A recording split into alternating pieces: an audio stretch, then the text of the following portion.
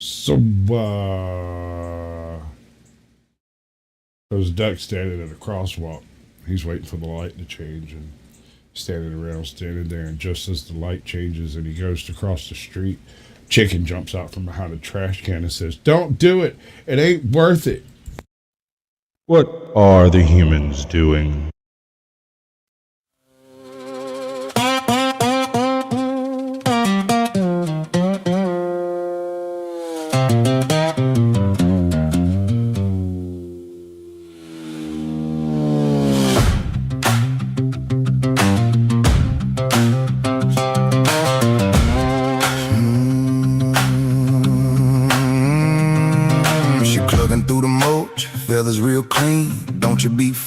Is dirty and mean. She laying on Monday, now she slaying on Sunday. This hen's got a body count like Ted Bundy.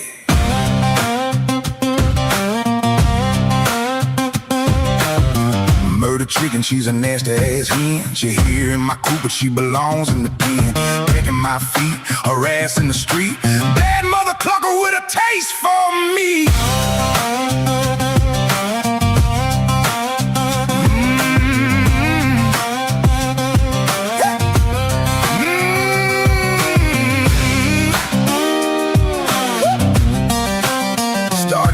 As a chick, now she's straight up vicious.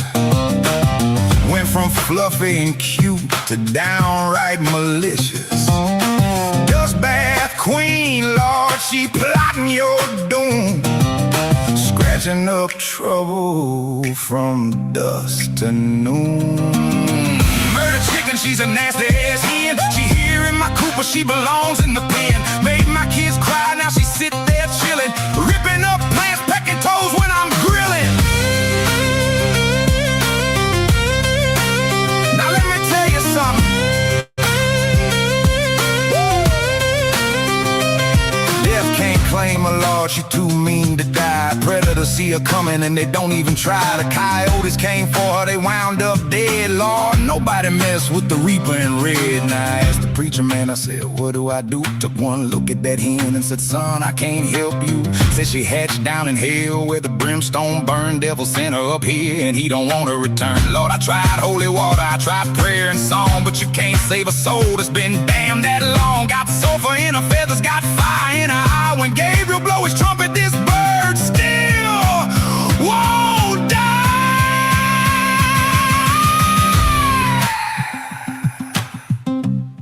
I believe, I do believe, Satan himself is scared of that chicken.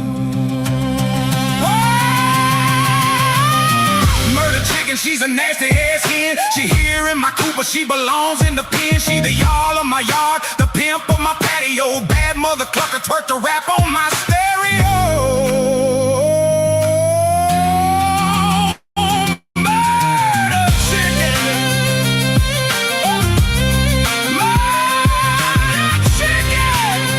See the thing. Lord have mercy. Ain't no survivors. No survivors. No survivors. Ain't no. I think about that right there is about all of that I believe that I can handle. How y'all doing, ladies and gentlemen? I got a couple of little ideas going on over here in my little skull pan. Although, admittedly, I kind of want to go over that fucking shenanigans that just went down with Dusty. That was hilarious. But in the spirit of maintaining a separation of duties, I said duty, we're going to go. Most people think of drug use as a modern vice. North. But archaeology has Stop proven the exact talking opposite. North. I haven't called you up yet. Calm down. Jeez, these guys are all so pushy. They just start their videos off all talky. How we doing, ladies and gentlemen? Welcome to the show. This is What is Sasquatch? And yes, it might be a little more cerebral than you're used to, but shit happens, man. You kind of got to rock with it. We got Scottawaties in the house. That man gets the gold every single time. In fact, we invented a brand new trophy for him. It's called the Platinum Trophy because he always gets it. So Fletch gets the gold. Appreciate it, brother. Tootie Bug gets the silver. And Hurricane Perro gets the bronze. Welcome in. You just barely missed it there, 1A Wizard. I hear you had a birthday the other day. Happy birthday, my brother. You doing good? Ooh, we got the reason for jiggle physics. You got to do some jazz hands for me. You got to like, that'll do. That's close enough. Good girl. All right. How you doing?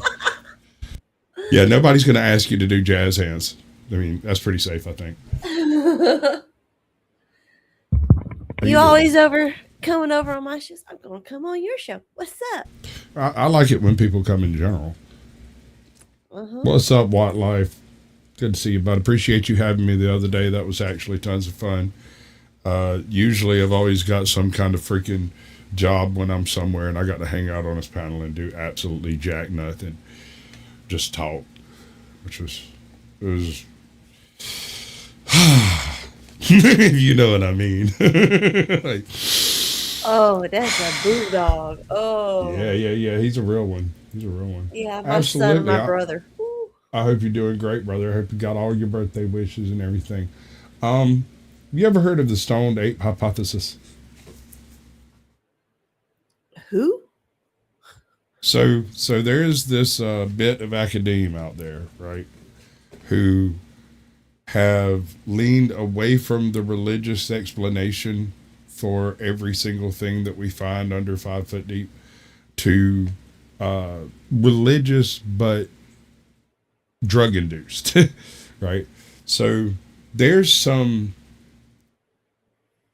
very little direct evidence of drug use anywhere in the prehistory, right? It's not until you actually get the written history that we start seeing, like, almost immediately every major culture in the world already had a tradition of various drug uses that some are acceptable, some aren't. They're culturally, verboten or whatever. But yeah, it's an interesting concept. So, like, where did the first religious thought come from? So this goes back to what you think, where you think people came from, doesn't it? Yeah, of course. Because this has different ramifications based off of where the starting point is. So if you believe we were following herds across the African veldt, you might buy into the whole mushroom hypothesis, where monkeys eating mushrooms led to religious thought and abstract planning, which led to tool use and everything that you see today, fucking abortions and transgenderism and Congress, the whole nine. It's downhill from there, right?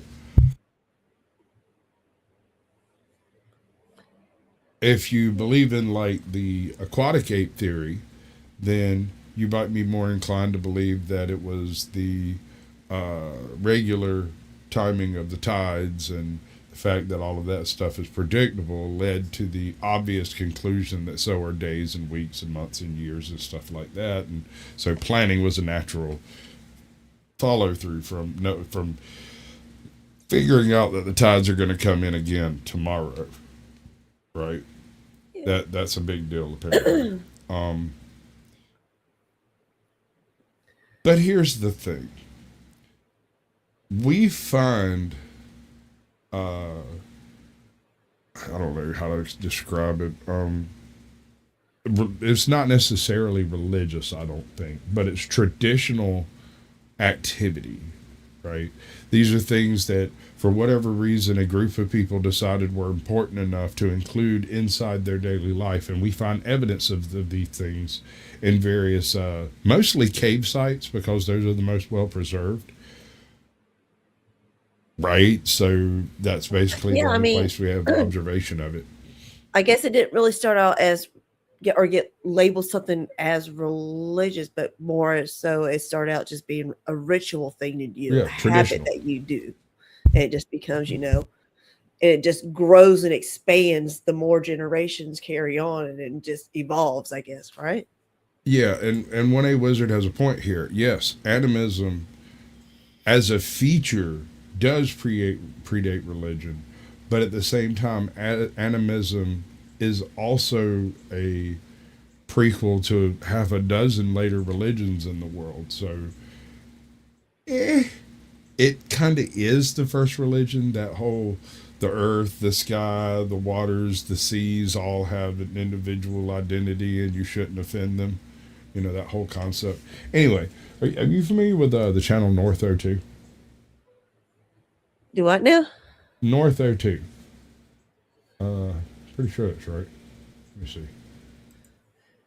Let me turn off this fan. It is. Is my fan? It's. I got a box fan in my window right now. Like. So do I. Some smoke outside because it's nice and cool outside. So do I. That's what we do. That's Southerners, box fans in the windows. So the point of all this is to say, go ahead, is to say that there is a school of academia that believes that our entire branch of humanity and the whole problem-solving nature of our minds is based around the onloading of psychedelic or otherwise nootropic substances.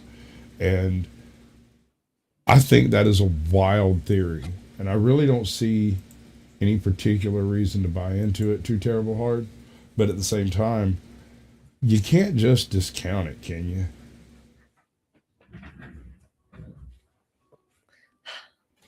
Better. That's wrong. That's right. Okay, cool. So if, hypothetically speaking, the gods we can see, feel, and touch, right. Or the way it was explained to me is it's not so much that they're gods as they are the literal vibes of the earth. So a river has one set of vibrations. This particular forest over here has a difference. And when you leave one and enter another, not because you walk out of the trees, but because you feel the difference in the environment. And I thought it was a really sort of esoteric way to explain it. And I kind of dig it. I kind of get it after a fashion. But here's what North 02 has to say about the whole thing. Most people think of drug use as a modern vice, but archaeology has proven the exact opposite. Beer predates farming, weed was domesticated before wheat, and Göbekli Tepe was a brewery. But the evidence of drug use goes back much further than you'd ever expect. Drugs are everywhere in nature. Think of it. Weed, shrooms, peyote, they're all just sitting there waiting to be used. All right. That does not mean immediately run out of your house looking. Sit down, finish the show. God.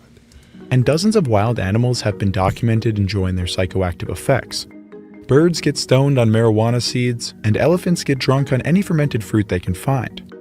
Like sex, hunger, and thirst, the pursuit of intoxication can never be repressed. It is biologically inevitable. But from an evolutionary perspective, this is difficult to explain. Birds drunk on fermented fruits fly headfirst into windows, while disoriented monkeys ignore their young and wander off into the jaws of predators. Intoxication is dangerous and often leads to death. Right. So why would any species do this? And it goes further than some drunk elephants and a few drunk monkeys. Birds, freaking dogs. If you have a house party and you have a bunch of people around drinking beer, not every dog will run and drink beer. But there's about 15 to 20% of dogs that will not only go look for the beer, but they will find it. We had this one, and we named him Otis because from a very small puppy, he would tip over a beer and drink it immediately without batting an eye. If you set a beer down, you could set a Coke down, you could set a Sprite down, you could set anything else on earth down. You set that beer down, he was going to tip it over and sit there and drink it off the concrete. Just as fast as it come out. My mom had a miniature horse, and that some bitch, we were out there having bonfires and stuff. He'd come over and wanted everybody to give him shotguns, and then he would grab. That's animal cruelty, madam. I would appreciate it if you don't mention that on my Evan channel. Williams, until he can drink it. Oh, no, Otis has the best I'm a fucking alcoholic story ever.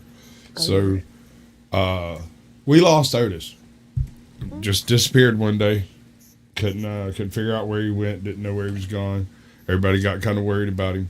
And neighbor calls us up and is like, "Hey, we found your dog. He's over here under my pump house.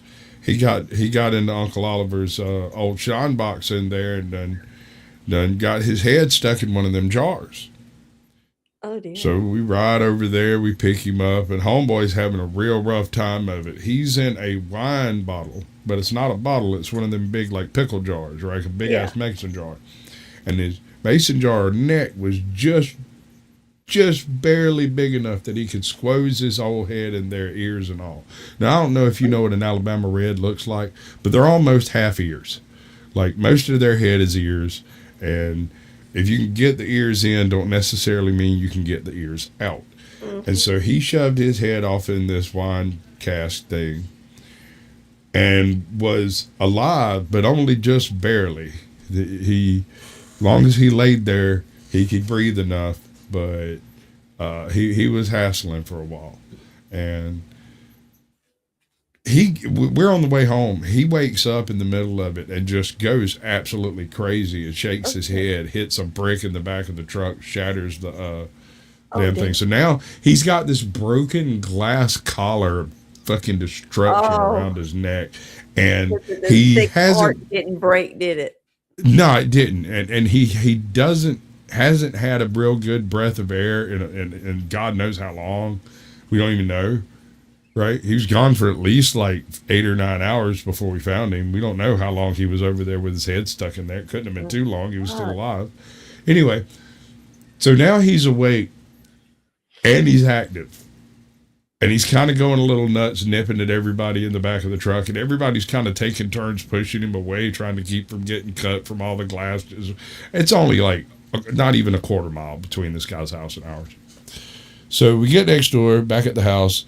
We lay him down, and he jumps off, runs, hides in the shed somewhere. We spend 2 hours trying to dig him out of the shed. And when we finally get him out of the shed, how, pray tell, dear Tootie, do you break a mason jar top without harming the animal within? Oh, my God. I mean, probably 2 people got to hold his head, 3 people got to hold that some bitch body, and then somebody get in there. At this point, this beagle was a good 45, 50 pounds. He was a big, thick guy. Oh. And yeah, you're about right. We basically took 6 of us. Everybody grabbed a leg and a piece of tail and a piece of skin and held his ears up and everything. And then we got a hold to it with a couple of really big like the blue handle channel locks. Yeah. And just snap. And we got him loose. And it wasn't no big deal. Nobody got cut. He got like one little bitty nick on his chin, which I thought was amazing. But he lived. And do you know where we found him the next morning? Same fucking place with some more of that wine? Well, no, he was curled up where the wine was. Woke up next morning, Otis is gone. I get in the truck, ride next door, go look in the dude's shed, in the dude's pump house. There's Otis, curled up where the box used to be.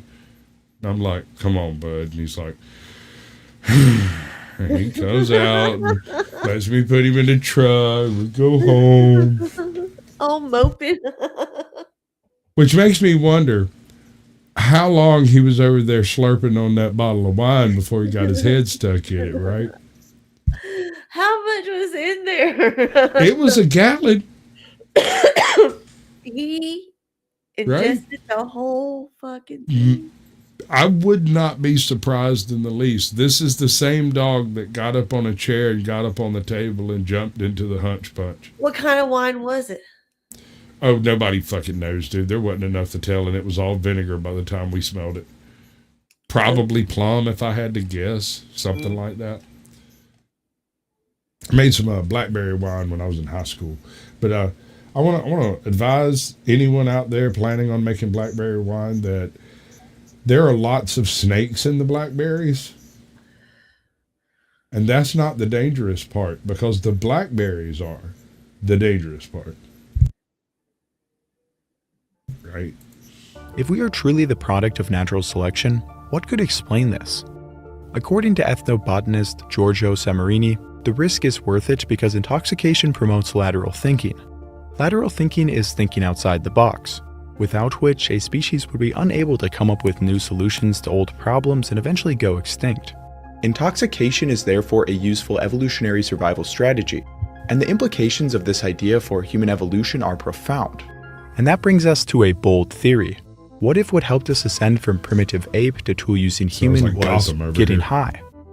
The stoned ape theory proposes that psilocybin mushrooms drove evolution forward, making us more intelligent, socially complex, and successful. The truth is that psychedelic mushrooms were abundant across the environment our ancestors evolved in. So These by early training humans, the such monkey as mind, we became smart humans. Well, the idea. Okay, so what's up, crack baby? Go hit the link. Come on up, brother. You're invited. There ain't no raisins in the tater salad. I brought some raisins. You can put them in there if you want to. But I yes, do like pickles in mine. Blackberries are one of the only carnivorous plants over here in the U.S. that might be able to take down a full-grown man. You don't raise sheep in certain part of Georgia, and it's not because they won't grow here. It's because they get caught in the blackberry patch and die. I've seen grown men get stopped by a blackberry patch thinking they was just going to boil their way through it. And, well, Carhartt is damn good, but it don't stop the drag. They'll tangle up a bush hog just as fast as a barbed wire fence will. Right. You get off in the middle of them and realize that you just don't have the strength to push your way out anymore, and you end up crawling out. That shit's rough, bro. What's up, Brandon Mitchell? Good to see you. I'm your Huckleberry. Good to see you, John Denicola. Welcome in, brother. I have done the wrong thing. I apologize. Blackberries will fuck you up. Yes, sir. Bro, somebody gave me something called dope dough last night, right? And I sat down and there was only like 3 or 4 pieces left. So I did the math. That was like 20 milligrams. And I'm like, okay, man, like 20 milligrams. I don't remember that shit in a joint. You know what I'm saying? Like, okay, 20 milligrams, whatever. Yeah. I'll tell you the thing. I don't think their math is right. Right? Like, about 20 minutes later, I was eating the fucking pancake with peanut butter on it. Maybe their math was like, okay. I don't think they're bad. Because here's the thing: the chick that gave it to me, when I found her, she was sitting just inside the kitchen eating ramen noodles out of a boiler with a plastic fork, and just stared at me like she had made an error. Yeah. I was tickled. I want to do a munchy right there. I want to do a short series called Tweaker Thoughts.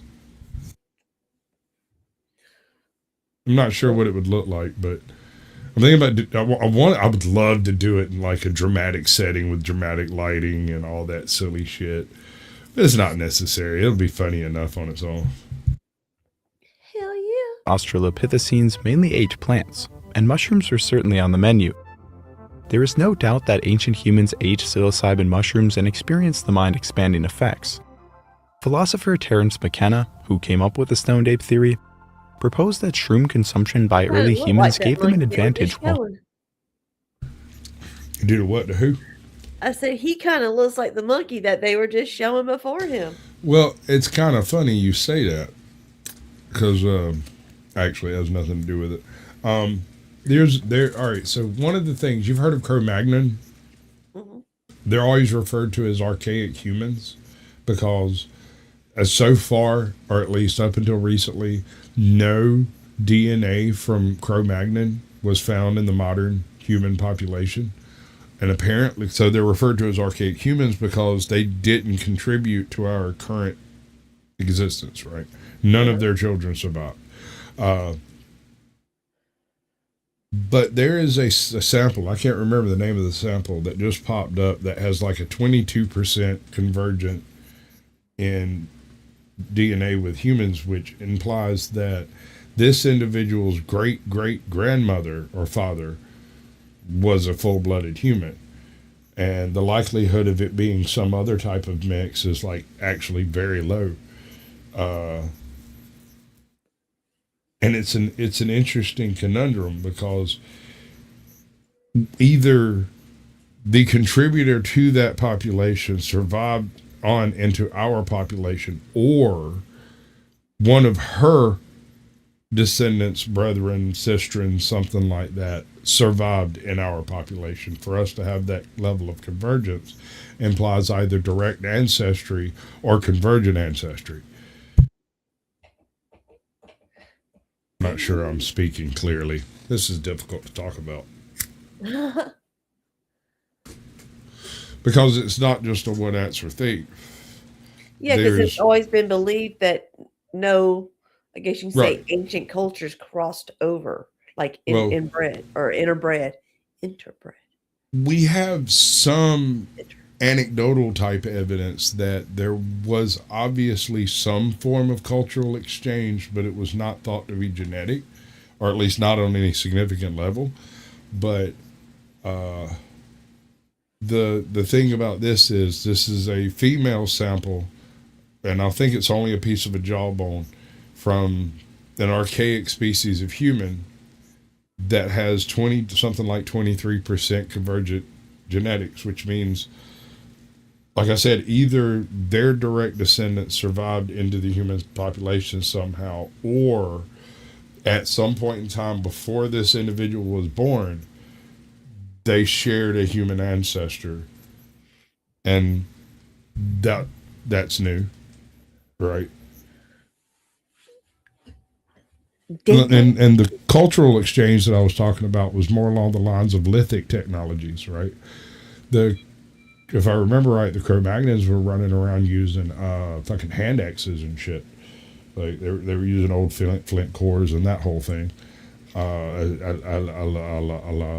Schulian technology, right?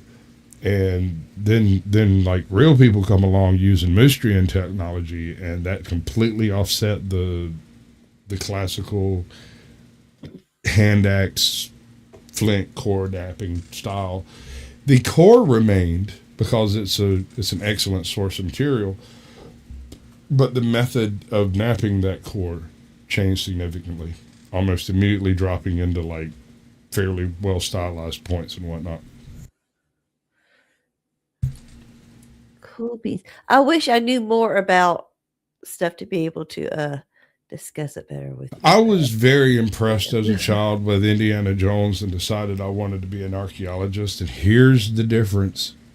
When I found out it wasn't whips and snake pits and ancient tombs, that didn't turn me off. The idea of being in the middle of nowhere, being paid to be in the middle of nowhere and to do nothing but sit around and scratch at some ground to figure out what was here. I mean, I could think of a worse way to spend a weekend. Yeah. Damn it. I've been paid way less to dig holes a lot deeper for less reason. I'm just saying. Yes. What's up, Megan Jackson? Welcome in. Good to see you. I don't know what them little squiggly faces are, but there's some squiggly faces for us. Right. It was like excitement. Is it like, you're so cute kind of thing? I feel like that might be what it is. Hunting and foraging. He based this on a study which found that psychedelic mushrooms could increase edge detection and visual acuity, helping our ancestors hunt and forage more effectively. The shrooms... Holy shit, really? I didn't know that. Edge detection? That, you know what that means, right? No. Camouflage. It allows people to see through camouflage, or rather see what is camouflage. One of the things about camouflage is breaking up the outline, right? A lot of people's vision isn't as sharp as like your average 12-year-old. And so whereas an average 12-year-old will look out there and say, oh, look, there's Sasquatch. You would look out there with your bare eyes and be like, I don't see shit, you know? You got to give me jazz hands, baby. All right, close enough. That'll work. No, you ain't got to mammy it up, man. Calm down. What up, brother? What's up? How y'all doing? I'm chilling. Howdy. I had an interview scheduled for tonight, and the guy agreed to do it last week, but never got back to me this week. And so now we're doing a couple hours of what Sasq watches, and apparently I watch things about drugs and monkeys and evolution. So I caught on to a little bit. You're talking about the Stone Ape theory, correct? Yes, that's part of the video that we're going over. And do you have an opinion? I know mushrooms are powerful. In my younger days, I didn't do the eating a lot, but I ate like just enough to where you can see like some holograms and some stuff like that to where it make you look like. I think I know why the Egyptians or people like that was looking at so I'm put my shirt in when I'm at work. Sorry. I was But going to say, hold on, man. You might not need to be telling this story right this second. I don't care. I say in the Okay. past. All right, bro. All right. You do you. In Tell me. Continue. in the past, in the Powerful. past, in the past, when I was a monkey and I had to take something so I can become like a regular human, so I microdosed so that I could. I just wanted to try it at first, and then I started liking it. I remember the first time didn't know what to expect. I was just sitting on the couch, light started getting brightness, and I got ready to go take out trash, and I started seeing holograms come off the ground, and I'm like. I went outside to go take out the trash. I'm like, they keep following me. And I'm like, I'm about to go sit on the chair real quick. I'm like, nah. But then I went outside. It changed from lightish to like a snowy looking scene. And then when I got back home, it was regular. And that's a 200 feet walk. Yeah. But one thing I have realized when I did do the microdosing was that it was helping my memory because you're not doing the whole consumption at once. You're doing a little bit, and so it allows your brain to repair itself little by little. And they actually showed the scientific proof that little by little by microdosing, they actually kind of connect different paths in your brain. You're not wrong, and I firmly believe it could have a definitely a religious influence on the less developed consciousness you would expect to have back then, right? So here's my experience, and I've had a few. I'm in Milledgeville. Buddy of mine pops up with some freaking purple Slurpee, right? And I'm fucking dying over here. It's August. It's hot as hell. I'm thirsty as hell. And there ain't nothing in this place to drink but alcohol. And homie's got a Slurpee. And I'm like, fuck yeah, that Slurpee saved my life. And I drank about half of it. And then he starts hitting me. He's like, dude, that's mine. Stop it. So turns out, of course, the Slurpee was a mushroom fortified style beverage. And at first, everything was fine. Like, it was all pretty lights and twinklies everywhere.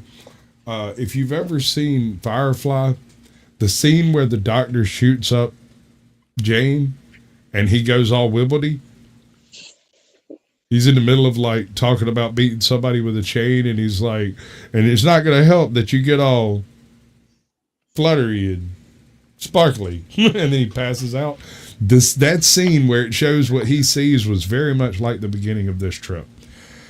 About midway through the trip, and I don't remember exactly what brought me to this position. We had somebody coming to get us because suddenly I was tripping too hard and I wanted to go anywhere but fucking downtown fucking Milledgeville, right? This is where we keep the crazy people. I'll pass. And the guy who come to get us drove up in this fucking brand new truck, and I jumped up on back of the truck and delivered this freaking soliloquy from like Macbeth or something, right? And the thing is, as I was doing some at the time, I was involved in like a improv type troupe, and we had talked about putting together. I don't think it was Macbeth. It was one of the other, Taming of the Shrew or something. And I delivered one of the fucking blah blah blah blah blah blah blahs. And a whole bunch of people just stopped listening to the whole thing. And as soon as I was done, they just went back to walking along. Like, and the guys that were with me were like, can you stop it for 5 minutes? I said, man, with the way this shit's going down, I don't think anything's going to stop for a while. And the guy with the Slurpee cup looked at him and went, he got all the chunky bits out the bottom, the greedy bastard. So we get back to homeboy's house, right? They decide not to take me home because they don't want to turn me over to my parents this wigged out. So they take me back to the house, and they're all sitting around, and they're talking about what they're going to do and blah, blah, blah, blah, blah. And I'm tripping way too hard for this fucking bullshit. That carpet is completely out of control, and I decide to go to another room. And I go into the other room, and there's the Nintendo, and I'm like, all right, great. I'm going to play some Chrono Trigger. If you've ever played Chrono Trigger, that was a bad idea. It's lots of flashing lights, lots of monsters coming straight at the screen. They shit falling on you all the time. So it was basically a nightmare immediately. While I'm doing this, a Smurf with an S on his chest and a suit, a blue suit from head to toe, and a cape, flies out of the closet, lands on the chair, and starts explaining to me exactly how fucked up I am and why I'm that fucked up. And I'm like, and just, casually, because I'm not a chump. So what you're telling me is you're not even here. He's like, no, I'm literally a figment of your imagination. But here's the beautiful part of it. I know things that you don't know you know. And he proceeds to blow my fucking mind because I didn't know I knew that shit. What was his name? Jimmy the Cricket? No, Super Smurf. Come on, get yourself together, dude. I don't know. I never asked him his name, but he had an S on his chest that could fly. I figured, kind of self-explanatory. Super Smurf, right? I don't think he really comprehends Smurfs. He's or would it be Smurfy Smurf? I would have Smurf. Sure. Super Smurfy. Hey, Smurfette was a freak. She was a hoe. Only girl with how many fucking dudes? Well, I mean, first of all, chicks weren't a natural state with Smurfs. She was created by Gargamel. Yep. I ain't seen that show in a while. Yeah. I mean, think about how creepy that sounds now. As grown-ass adults, that they made this show for children with shit like that. What the fuck? Okay, I'm good. It is pretty, actually, I could probably ruin most of your childhood with a few minutes of thought. And I mean, like, take Thundercats. How many female cats are there? Was there 2 or 3? I rest my case. Well, no, they're the children. Are you talking about Kit? Was it Cat and Kit? Okay, I remember the my one bad. chick that was the hot chick, and I thought there was like one. I was wrong. That was Silverhawks I was thinking of. But yeah, no, there's only Chitara. Chitara is the only female Thundercat, and so we need some explanating because you absolutely know Pantro is the one tagging that. Man, I had the worst thing as a kid, as a grown up, because my favorite movie was Willy Wonka, Gene Wilder version. You are a twisted bastard. And so where I'm about to go, right, for the original story. Go ahead, bro. Once again, I found this out as an adult, so I didn't know this as a kid, but it was some deep slavery. Well, it goes like this. The Oompa Loompas were taken from an island that was being threatened by climate change, essentially. Their homeland had flooded, and he offered them a place to work in exchange and live free, quote unquote, in exchange for their expertise in making chocolate, which was the whole reason that Wonka's chocolate was better than everyone else's chocolate, because it had the Oompa Loompa recipe. And no one knew or realized that it wasn't that he had the Oompa Loompa recipe. He had the Oompa Loompas making the chocolate, which is a little bit different. This is some King Leopold type shit. Well, it felt a little bit slavery-ish in the way that some people explained it. Which I don't like. Pick your slave and get them. Someplace it might benefit you some way, but this is not a lesson. I'm not saying I agree with slavery. Are you sure? It kind of sounds like. Nah, we good, bro. Only if they're beneficial to us. Stop it. Get some help, sir. Leading to a reproductive benefit. Higher doses would dissolve the ego, leading to a more selfless and efficient group. So the mushrooms were there, our ancestors were eating them, and they genuinely altered the mind. So did they make us human? McKenna was harshly criticized by academics and not without reason. The study he based his whole... First of all, Kenna is a philosopher, not an archaeologist or in any type of paleontologist of any description. He basically sits around and thinks real hard. So, calm down. What's up, Abby Normal? Welcome in, girl. Hi, Abby. That looked like Gabrielle Anwar. Calm down, girl. You're making me slightly nervous. But yeah. Hypothesis on actually concluded that psilocybin may not be conducive to the survival of an organism. The sexual arousal claim had no scientific backing either. But most importantly, the effects of shrooms are temporary and are not passed down to your offspring. But academics didn't reject the stone... Hold on there, cowboy. While you are technically correct with that, if the shrooms effect has a learning experience that changes tradition, that will be carried to the offspring. Because is it because you would teach it, or is it genetic? Oh, you got caught. It could be a little bit of both. So like I said earlier about how it rewires the brain, I'm not sure if that can be transferred to the kid, but the knowledge that the person learns can be transferred. Bingo. And I mean not genetically, but traditionally. Yeah. Whether it's I see it's a little bit of both. It can't genetically. I don't think it can be genetically. Hold on. He's got a point, because it's the type of genetics that benefit from that type of exposure that would be passed on. I mean, see what I'm saying? So what is it? So the genetics are predisposition to doing such things, whereas the act of doing it is a learned action. Yeah, because they say because they say that we learn a lot of stuff genetically from our parents that we might not know how to do it, but we're born with that. Some people born with just artistic skills. It might not have been their parent, could have been their great grandparent or somebody, but traditionally it comes through the genealogy. Yeah, but for it to be an actual physical genetic, passing, the shrooms would have to somehow alter your DNA. Not right? necessarily. If, like I said, the predisposition to that type of tripping was built into the genetics, and that type of tripping benefited the culture in general, in any way whatsoever, any way. Just being able to guess that there's a wolf over there one time might be enough.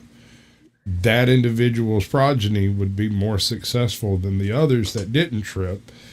And so I can see it.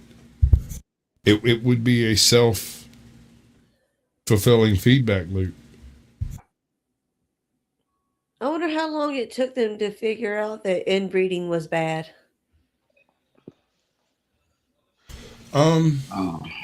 Run that by me again. Say that again. I wonder how long it took them to figure out that inbreeding was bad. That they had to actually go outside of their said family to not have issues. That's a good question. I suspect that pheromones took care of that long before culture had to worry about it. Or disformity. I mean, once they kind of realize, oh, well, we're doing this and our kids are coming looking out like a certain way, or we might need to change our ways. Well, I hear you, but I'm not sure they would necessarily make that connection. It would take numbers and numbers and numbers of generations for that to actually connect up, right? But in this case, we're talking about 200,000 years of generally open natural selection, and they didn't choose their siblings as far as we could tell. So obviously there was something precluding that as an option, although what it might be is debate. Like I said, I would assume pheromones would clear that up before you ever got to a cultural reason not to. Yeah, I can see that. I mean, I might be wrong, but I mean, I wonder how long it seems was legit dirt to me. out there. Eat the red berries. Ape theory because ancient humans weren't eating mushrooms. They rejected it because McKenna overclaimed what those mushrooms did. The mushrooms were absolutely there, and our ancestors were probably eating them. They may have helped our ancestors with the lateral thinking that is needed to invent new tools and strategies. So did shrooms make us human? Probably not on their own, but they almost certainly had an effect on the evolution of lateral thinking. Psilocybin mushrooms are one of the most I'll tell you another thing that really affects lateral thinking, and you can make of this what you will. Apparently, and this works with a fire, and it doesn't work with other forms of light, even unstable forms of light, even things like Jacob's ladders and those little Tesla balls where you can touch it and the thing follows you. Anyway, staring at a campfire, the coals in a campfire, does things to the brain that are very similar to like a trip-like state, although it immediately stops when you stop staring at it. Have you ever just stared off into a fire, looked up, and it's been an hour? And it's like, every the fuck time just I'm happened? high in front of a bonfire. You just kick back, you're nice and warm, Right. you just stare at them coals. And they're so alive. What They're you're just saying like- is you're double whammying it, because you are both accessing the stoned ape theory while utilizing the staring into the fire theory, because both of these things have similar types of like brain neurochemical activity. The difference is, and this is amazing as far as fire and coals, right? Fire and coals induces a dreamlike state with zero drugs. Yeah, yeah. You, with nothing else involved, you're just sitting there, you stare in the fire for a second. The next thing you know, you're either asleep or you're like shaking it off and you got to walk away. And that's not just you. That is every single red-blooded person on the planet. Gotcha. Yeah, And I also heard. Oh my bad. go ahead. Also heard like you can get towards that same level by how you breathe, as far as a breathing technique. I can't remember what it's called, but you could do some type of breathing technique that can get people almost to that same type of feeling. You ever you ex-military, right? Yes. So I assume you've had that conversation about controlling your heartbeat to take a shot. Yes. Were you I ever forgot what we capable call of it. controlling your heartbeat? It takes practice. It's not the easiest. Yes, thing it to do. does. Without the beta So- blockers. Yeah. Yeah, we call it tactical breathing, basically. Right. Just Well, controlling you your start breath. off tactically breathing 30 minutes before you freaking take the shot. You know what I'm saying? Like you're trying to get everything to a steady, regular, bump, Yeah. bump, so that when the shot comes, you're in time and in sync with it, and you adjust automatically without having to do the math on it. Yeah, like even with my ADHD, because I do have a lot of triggers, and so my heart rate will go so fast a lot of times. So I have to literally do tactical breathing So sometimes. here's the weird thing about that. This has always baffled me and my entire family. I'm a nervous, twitchy kind of guy, right? Especially when I get nervous. There's a guy on YouTube called Harry Nuts, and he came and visited me while we were on vacation in South Carolina, and we went on this little charter boat fishing thing. And they gave me a rod and reel. I promptly tangled it up with everything within arm's reach, and the captain got a hold to it, and he pulled me to the other side of the place, and he handed me a different rod and reel, and he went over there and untangled everything and stood it back up. He turned around and looked at me, and I literally had it wrapped around part of the cabin and hooked onto the back of my jacket, and I was like, I don't know. And I'll never forget it. Harry turns and looks at Captain Jimmy and goes, "Watch this." And I was just getting everything loose, and I got it straight, and he's like, "Sasquatch." So what's that, man? He said, "Tell me a joke." And I started telling him a joke, and just the most beautiful cast you ever saw. Zzz, right off the side of the dock, caught a fish, and then immediately got everything tangled. And as soon as I got it loose, he goes, "Sasquatch, tell me a joke." So I told him a joke. And yet again, right into the mouth of a creek, right under some brambles, right. And Captain Jimmy stops and goes, "Sasquatch, I got to ask, how long have you been fishing?" "Oh, let's see, I'm 47. About 47 years. He just started laughing. He's like, you just get all tangled up when you get nervous, right? And I'm like, well, that's part of it. But part of it is I overthink everything. I'm like trying to plan everything out, and I do it all in the wrong order with my hands when I'm thinking it over, you know. And he's like, because what he was commenting on was the fact that I was using multiple very complicated launching methods, the kind of stuff that experienced anglers use, but only when I wasn't paying attention what I was doing. Otherwise, I was catching my hair and my hat, and it's like, ugh. You were using one of those, was it one of those reels that they're like, they look really cool looking, and you think they look easy to use because they got a push button, but they're very, very complicated because they have to do all this crazy stuff and everything. Oh, God. No, I was using, these were all bait casters. He had a full setup rig of straight bait casters, everything. And that's fine. I mean, I've used bait casters before. The thing is I was nervous. I just met Harry. We was on a boat. I thought he was going to murder me. He was 6'7". Like, the man is a gigant. Like, he is one of the watchers. Homeboy is huge. And here's the thing. When he films, when he's doing his live streams, he holds the phone up, and so he looks short. And then when he gets out of the truck, and it's like, dude, I'm 6 foot. It ain't often I got to tilt my head back at folks. I'm just saying.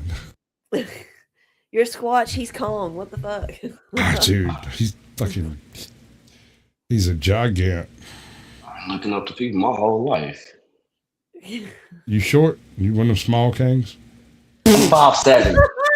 I'm 5'7", but people think I look like Kevin Hart, and Kevin Hart's shorter than me, so that's an insult. Oh, is it? No, but if I was you, I'd ride that motherfucker straight to Hollywood. So. I'd be doing Kevin Hart lookalike contests and shit. I've been called Kevin Hart since the Marine Corps. Hey. That's where I got the nickname. Kevin Hart was in the Marine Corps. Yeah, well, cool. Being a Marine and having, a lot of training with stuff and whatnot, you could possibly be a double for him. Kevin Hart, if you need a grown little man to replicate you, you can crack maybe a holler. Replicate?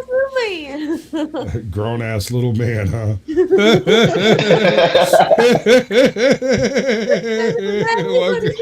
Welcome in, Heather. Isn't that the name of one of his shows? Did you see the Squeak Easy Pack crash out? Did either one of y'all see that? I caught on to the end of it. That was the crash out. The end of it, yeah. That was it. Yeah. Oh yeah. It happened quick. What's up, El Perro? Welcome in, bro. What's up, El Perro? Potent mind-expanding substances out there. During times of hardship, they may have helped our ancestors come up with new solutions to age-old problems. Unfortunately, finding direct evidence for this is impossible, but hard to deny nonetheless. I also love just thinking about a bunch of Homo erectus just sitting around tripping in Pleistocene Africa. Imagine being stoned in an environment with giant baboons, lions. Oh, dude, have you seen the giant baboons they had to deal with? Those things are fucking terrifying. In fact, I've got a list on my channel called Sasquatch Suspects, I think. And it's a list of different extinct animals that would, to some extent or another, match the description of Sasquatch if you caught just a glimpsing glance at him, And Dionychus is on that list. Paranthropus, and all you have to defend yourself is a wooden spear. The more you learn about human evolution, I swear the more absurd it gets. And as it turns out, shrooms were just the beginning. As our species evolved, mushroom use became institutionalized. Shamanism is one of the oldest spiritual practices on Earth. It is built entirely around altered states of consciousness. The shaman often ingests a substance, accompanied with dancing and drumming that allows him to enter the spirit world. Here, I'll check out Primal Rage, bud. That sounds like something I might be into. Let's see here. Primal Rage, huh? I think I've seen that. I might have seen it already. I watch a lot of stuff. Me and my wife make a point of it. watch a couple of shows or a couple of movies a day. We've been rewatching Vikings recently. Oh wait, are you talking about the video game adaptation? The Rock and a giant white ape. Is that the one? No, that was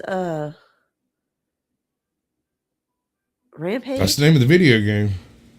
Let's see. 2016. It's a fantastic movie that explores different cultures into the elusive creature. We first think there's only one Bigfoot in one scene where Ashley was walking in the woods. Wait, no, that's a different movie. Wasn't Plumber the Indian movie on Netflix? Or Indian show on Netflix? I don't know. Native Americans, whatever you want to call it. Gorged. No, that was primitive, primeval. I think it's Primeval, wasn't it? Yeah, Primeval. That was a very good show, by the way. I really enjoyed that. I haven't watched it yet. I won't say that about it. But let me just put it this way. That entire thing wouldn't be out of place as an episode of Westworld. I don't know why it had me thinking Westworld while I was watching it, but it did. They obtain knowledge and wisdom to bring back to their group. It's the same exact lateral thinking we talked about earlier, except now it has a job title. Our earliest evidence comes from Europe around 40,000 years ago, where archaeologists have found bone flutes, hybrid figurines, and abstract cave art.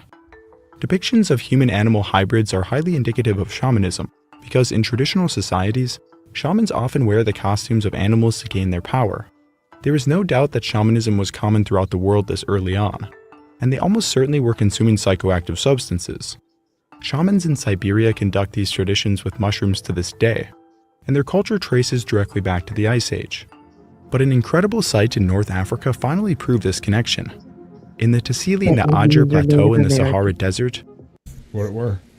I said, but Indians are Native American. I mean, okay. I mean, do we really want to get into this? Well, you can finish the video.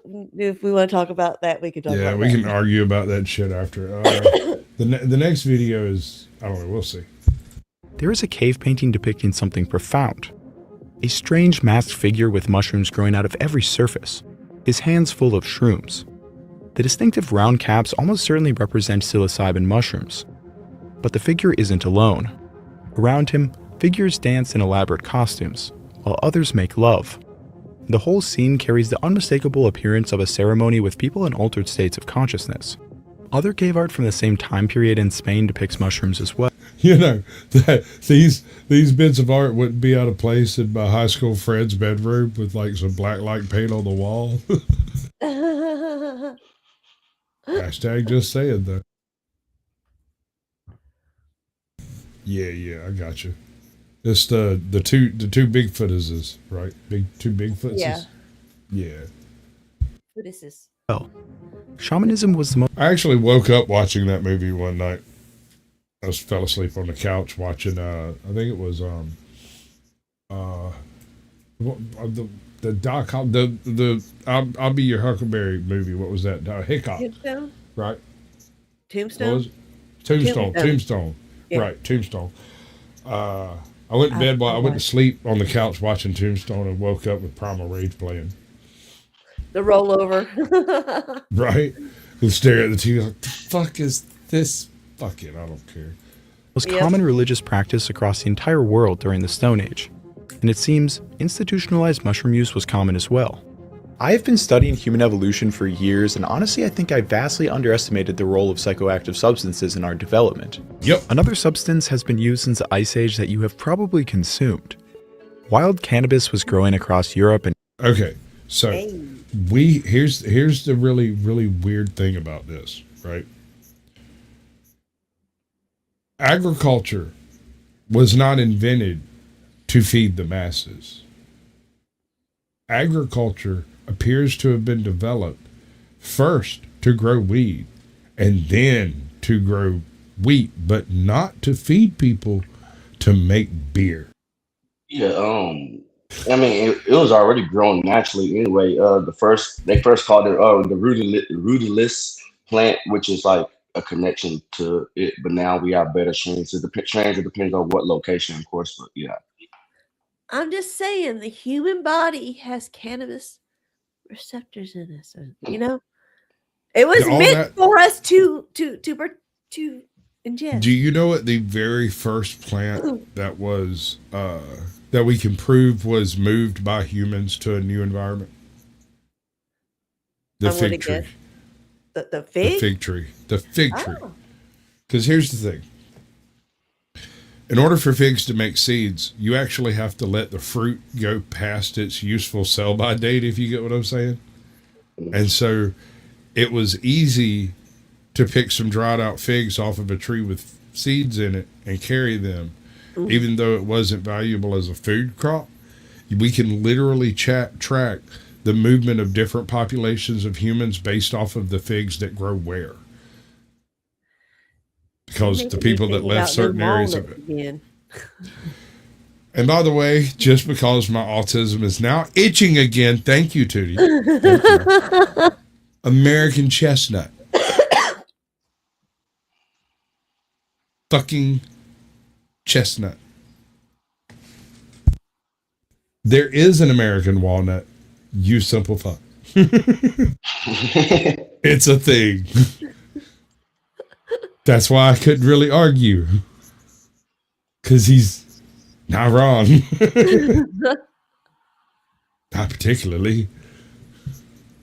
Asia, before our species even existed, ancient humans have... I did what?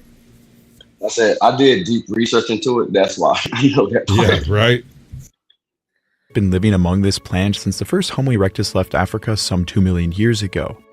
In its undomesticated form, it is fairly low in THC, the chemical that gets you high, but it is very high in CBD, a chemical which helps with anxiety and pain relief. The seeds are also edible, and the plant itself makes very strong cordage. This plant was very useful to our ancestors.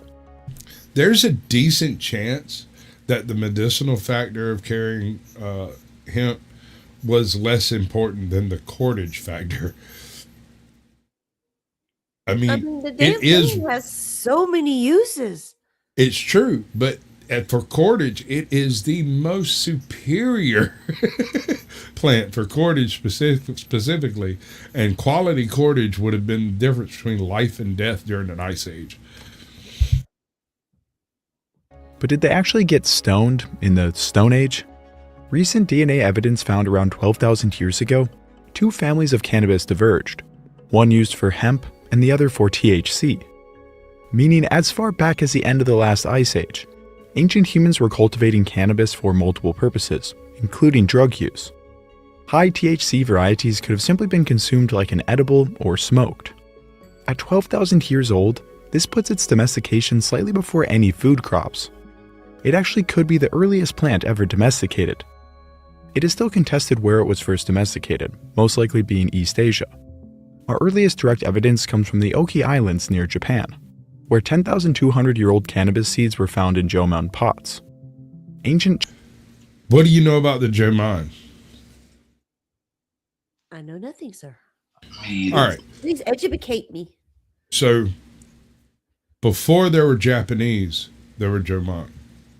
And the Jomon culture occupied locations all over the Japanese islands, and these people lived with another group of people called the Ainu. No one knows how long the Ainu have been there, but the Jomon are taken to be the indigenous Japanese, right?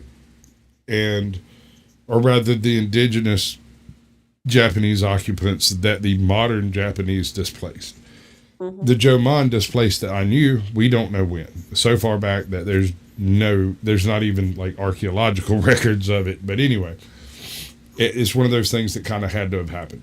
The Jomon were very heavily seafaring people. The Ainu were basically mountain folk. So when the Jomon decide to colonize an area, they don't really come in and just like land and breed. It's more along the lines of they'll show up and build a camp, and then they'll come back to that camp next year and show a friend. And then, that camp gets developed more each time you come back, and eventually somebody just stays because the fishing's good and there's nobody really competing for it. And it's a nice place to stay because we've done all the things that you need to be able to stay there. And then there's a family, and then there's a village, and 20 years later it might be abandoned by the same group of people because they found a better place to go. So it's a really transient kind of society that we're talking about. And they lean really heavily on almost entirely on oral tradition and whatnot, right?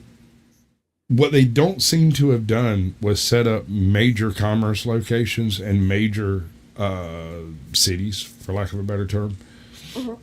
But they did have very unique pottery styles and have some interesting fishing accoutrement that implied that they fished for something very large. They got these basically roped harpoon things that, it's kind of hard to explain, but I wouldn't be surprised if they were hunting sea lions and whales and shit. Mm-hmm. China and India documented using cannabis in spiritual rituals, along with many other cultures. Herodotus, the world's first historian, documented its use by the Central Asian Scythians. He writes, "The Scythians, as I said, take some of this hemp seed, and creeping under the felt coverings, throw it upon red-hot stones. Immediately it smokes and gives out such a vapor as no Greek vapor bath can exceed. The Scyths, delighted, shout for joy." The Scythians were the pioneers of mounted warfare, known as brutal warriors. But it seems they loved to high as much as the rest of us.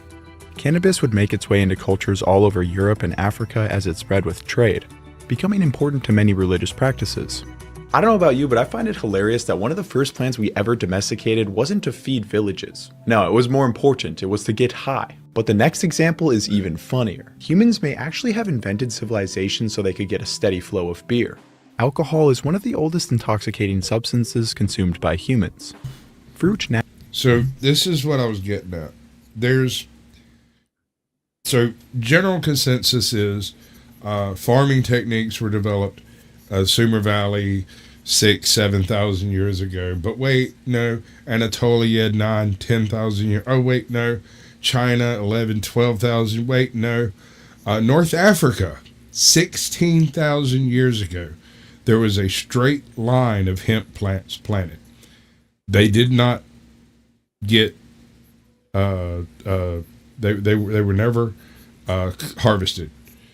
And so this is the only reason we have evidence of what appears to have been a small canal dug for the very first evidence of farming 16,000 years ago. This predates Göbekli Tepe, predates every city in the known world, and yet somebody took the time to redirect a stream into a straight line and plant hemp.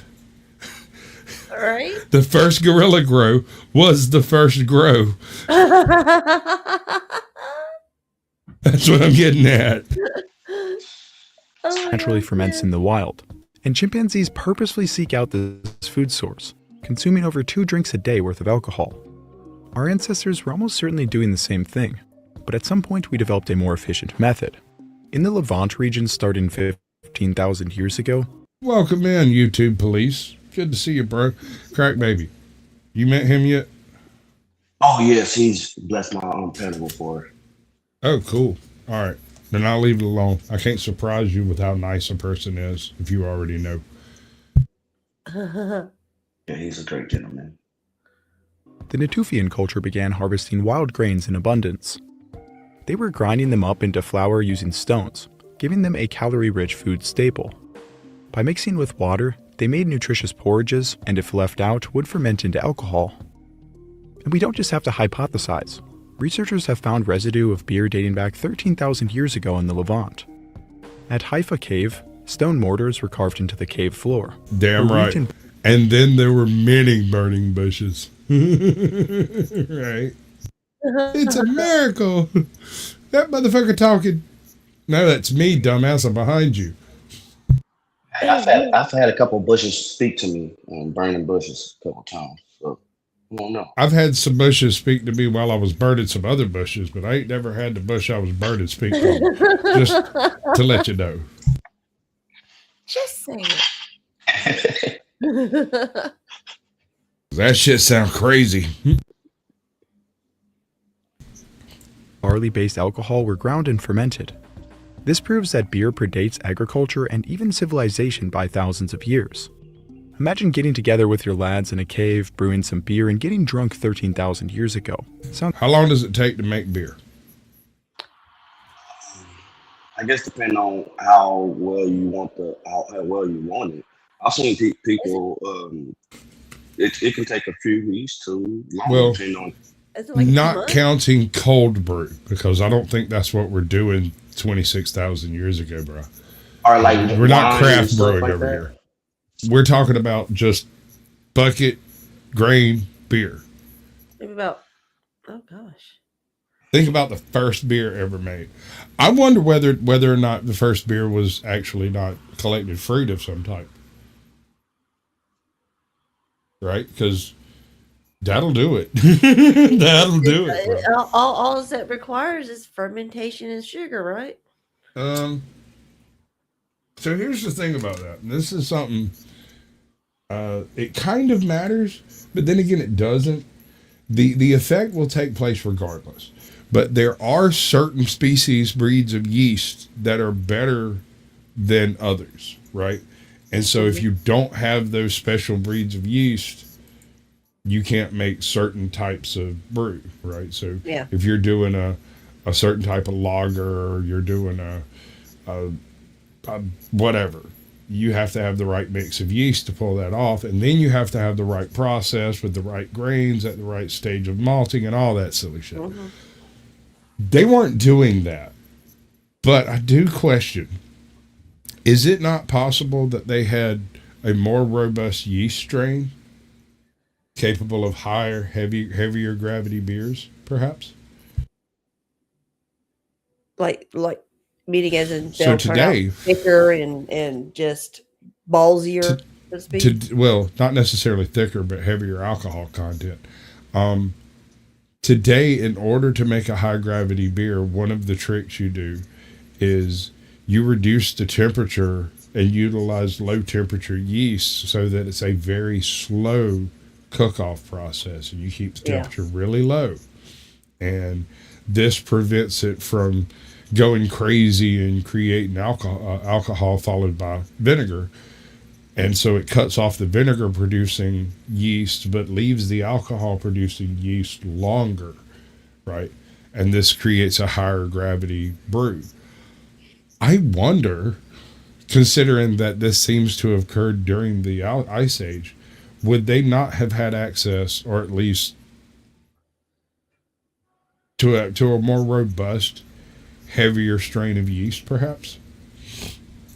Well, something that we obviously don't have, because modern brewers, there's basically one master type of yeast we use today, and it's basically called brewer's or baker's yeast. And there's like a dozen different yeast strains in there, and whatever works best works for you is what reproduces when you do the thing. Let's see, what they use now is pretty much everything that is used in producing anything we consume, food, drink, whatever, has been, how they say, genetically altered, so to speak. With the yeast, it's not natural. Whereas, and I'm sure it's not so much genetically altered. With the current yeast we're using, they have been selectively bred to such a point as to be an unnatural feature in the environment. Mm-hmm. You can't go find baker's yeast on a fucking corn plant. Yeah. But you can go buy it off the shelf at your grocery store. Yeah, right? Back then was and so most beer today is made from variations on baker's yeast, and there's nothing wrong with that, I guess. It's just the way it's done. But there are natural yeasts out there that aren't those species of yeast, and they do different stuff. This is why a lot of the older wines and stuff are really valuable, is because they utilized naturally occurring yeasts. And in some wineries, they actually figured out that something from the wine was making the wine really good, and it was more than the water. And so where they would cross dip the wine from the previous run to the next run to make sure that the yeasties were properly mixing. And then later they'd fortify it, which is a very interesting conversation we'll get into later. It's wonderful, but scholars believe that the impact of beer on human culture was far more profound. Göbekli Tepe is one of the most important archaeological sites in the world. It proved that thousands of years before writing or civilization, humans could get together and create massive structures. But recent evidence suggests it may have actually been the world's first pub. Göbekli Tepe shows no evidence of permanent habitation. The people who built it by all evidence were hunter-gatherers. Plenty of plant and animal remains have been found at the site, all of which were undomesticated. But their abundance suggests that lavish feasts occurred here, feasts which included beer. In multiple rooms at Göbekli Tepe, trough-shaped limestone vessels have been found. They are built into the floor of the room. 6 have been found, and in total, add up to 160 liters. A grayish-black residue was found in the lower part of the vessel. Chemical analysis found evidence of oxalate. Oxalate develops during the steeping, mashing, and fermentation of cereals, and can indicate the production of beer. It is still contested if this proves for certain that beer was being produced, as old porridge could hypothetically leave the same trace. Do you know why the old pubs all had their own type of beer? Yeah, because usually was it the with the atmosphere and the dampness being different, with the yeast would develop differently in different places. You're correct. You're also incorrect. Okay. Most of your English pubs, or if that's what you want to go with, but your general pub, what do you call it, tavern, whatever. Yeah. They would have food that they served, and part of the food would be baking bread, because bread is extremely cheap to make, and you can make a lot of it, and it feeds everybody. And when bread goes off, you don't throw it away. You put it in the beer barrel to make beer with, because it's still carbohydrates. There's nothing wrong with it. In fact, it's simpler carbohydrates after it's been cooked, because you've already sent it through one process of processing. So beer or bread can make exceptional beer under the right circumstances. Oh. And so individual pubs would have individual blends of beer based off of the breads that they made. That's why they would have different flavors, is because everybody bakes bread a little different. Like you said, the different environments also create slightly different yeast batches. And for those who don't know, pub comes from the term public meeting house. There you go. Though many scholars are convinced beer was being made, the beer would have had an alcohol concentration of only about 2%. But considering these people had no alcohol tolerance, and there was about 40 liters in one trough, the effect would have been noticeable. But beyond the fun that may have gone along with consuming alcohol, beer was safer to consume than water in these days. Thus, it was nutritious and safe. The vessels are often surrounded by benches which could have sat more than a dozen people. The perfect structure for communal feasting and drinking. Getting drunk with your tribe at Göbekli Tepe. Which kind of, to me, implies that at Göbekli Tepe had a roof, right? I mean, if you're going to be sitting around drinking, it's probably not going to be in the rain. I don't think. Am I right? Yeah. Let's see. I need to change my banner. I've suddenly caught a case of griftitis. Oh no, chronic case of griftitis. The only treatment's cash. Here I am. Oh, what's up, Ben Holden? I've been looking for you, bro. Welcome to the show. Me and him are going back. Did you see it yesterday over at Crack Babies? Me and him were going back and forth in chat. He's fun. That's a good deal. All right, what's up, Fab Daddy? Welcome in, brother. Tepe must have been a great time. These feasts were clearly important to bring large groups of people together to bond, share ideas, but also to move massive stones like those found at Göbekli Tepe. To supply these feasts, you can tell they were all white needed. Oh, they had no asses. Hey, buddy. I've been making everybody else do jazz hands, but I'm just going to let you in. What's up, Bradley? Your WWE hands. Oh, no. Wait, you got all 4 of them? Dude. I got enough of them. I really want the United States Championship, but I got the normal championship, the World Heavyweight Championship, the Intercontinental, and the tag team. And the tag, that's the one. The tag team one was always the one I watched for whatever reason. I don't know. I have two more, but they're dumb. They're the NXT, what is it? United States Championship, the one that fucking Dirty Dom had. And then I had the original John Cena. The John Cena! Can't see me title. The spinny one. That's damn right. So, how much have you been watching of the show? I caught a little bit. We're going with the fermentation of beers and stuff. Well, we're discussing Paleolithic drug use and alcohol use. Okay. Okay. So pre-Göbekli Tepe and post-Göbekli Tepe, right? Great googly moogly. It sounds like we're talking about dinosaurs that drink. Not quite. Well, no, that's the difference between archaeology and paleontology, right? Yeah. And if you knew anything, I'm just saying, if you knew anything, you would know that I, sir, I'm a paleontologist. I do have to find the clip. Hold on. Where's it at? Do raptors have large talons? They can rip your stomach out. 6 foot. You know about cars? Yes, I'm a paleontologist. Oh, it's okay. There's dynamite in this bag, too. I am a paleontologist. I'm a paleontologist. Paleontologists study really old stuff. Like crackers. Because bad movies are funny. Oh. Right? Crackers. Because I'm a paleontologist. What the heck is that from? Deary Off the Wall. The movie's name is Deary Off the Wall. And if you pay like $2-3 on Amazon, you too can watch this film. There is, listen, it is a cinema masterpiece. I cannot tell you. They actually, they use stock footage from like a 1960s road race as their driving footage. Oh, God. It's great. It's great, dude. There's this dance party that takes place. They eat spaghetti and coffee, and then they go to the caves. Huh? Yeah. Spaghetti and coffee, like mixed together? Or? Yeah. Well, no, I mean, not at first. Okay.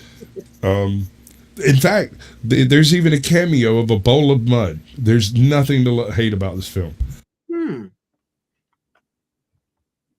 Deary Off the Wall. Deary Off the Wall. Deary is a mounted deer that gets into shenanigans. Okay, I had figured it had something to do with deer head mounted. Right. And he's off the wall, like unchained. The funny thing to me is like when Deary's walking around, he does the behind the antlers view, and they have these deer hooves that they reach up and open doors with and stuff. Right. And the second I saw it, I started laughing. I paused the movie and I laughed. And there's like 4 people in here watching this with me. They just look at me and they're like, what's so funny? And I'm over there with tears coming out. I'm like, some asshole had to kill a deer to film this film. two of them. There's no way those are the actual hooves from the deer they're using to film it. You don't think they were fake hooves? No, sir. Those were not fake hooves. Just trust me on that one. Trust me. I do. I believe you because I remember learning about there's an Australian movie with a kangaroo in it, and there were shots like that with kangaroo hands. And they said that to get those, they had to chop off a kangaroo. Yeah, they had to go kill a kangaroo. That's right. It's the easiest way to make kangaroo hands, bro. Same thing for a deer. And for skeletons in movies, you know. Yeah. Well, I mean. What is that? There was a movie that reported. Or if you need a ghoulie ghoul on a ride through Disney, you can have you a good old fashioned skeleton up there. Apparently, yeah, those were real skeletons. Some of them reported. Yeah, that was in what over the Pirates of the Caribbean. Yeah. Yep. That guy's got a hoe. Which one? Nice hoe. Yeah, I got a whole stack of freaking layouts over here, bro. Like, I can do all kinds of stuff. Man. All right, so these are all the rest of these are built around particular backgrounds, right? Okay. So this is like a courtroom kind of setup. This one is actually set up. No, this is the courtroom one, and this one's set up for a debate type thing. Okay. So you like come in, you bring this. You've got the media, the moderator, your pro, your con. You've got your screen share, and then there's enough room for like 6 more people, I think, and they're all real tiny, called the Peanut Gallery. Oh, nice. I worked on a bunch of stuff for a while, and nobody was interested, so I was like, but it's still there. I can reproduce it, drop of a hat, so whatever. Yeah, that's all good. We're on the domestication of both plants and animals. We domesticated Genetic them. analysis has shown that the domestication of both einkorn and emmer wheat took place in close vicinity to Göbekli Tepe. Therefore, farming and ultimately civilization may have been the byproducts of brewing beer. I mean, after all, what greater incentive is there than beer?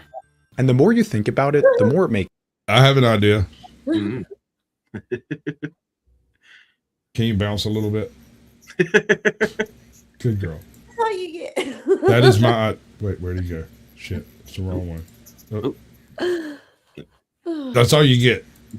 sense. The consumption of A alcohol payout for helps the rest. communities bond, relieves Giggle, stress, giggle, but also giggle. leads to that lateral thinking we were talking about This earlier. is And this fucking may have led to classic. new ideas in these communities. Yeah, but every yeah. drug we've mentioned so far are tame compared to what we discovered in the Americas.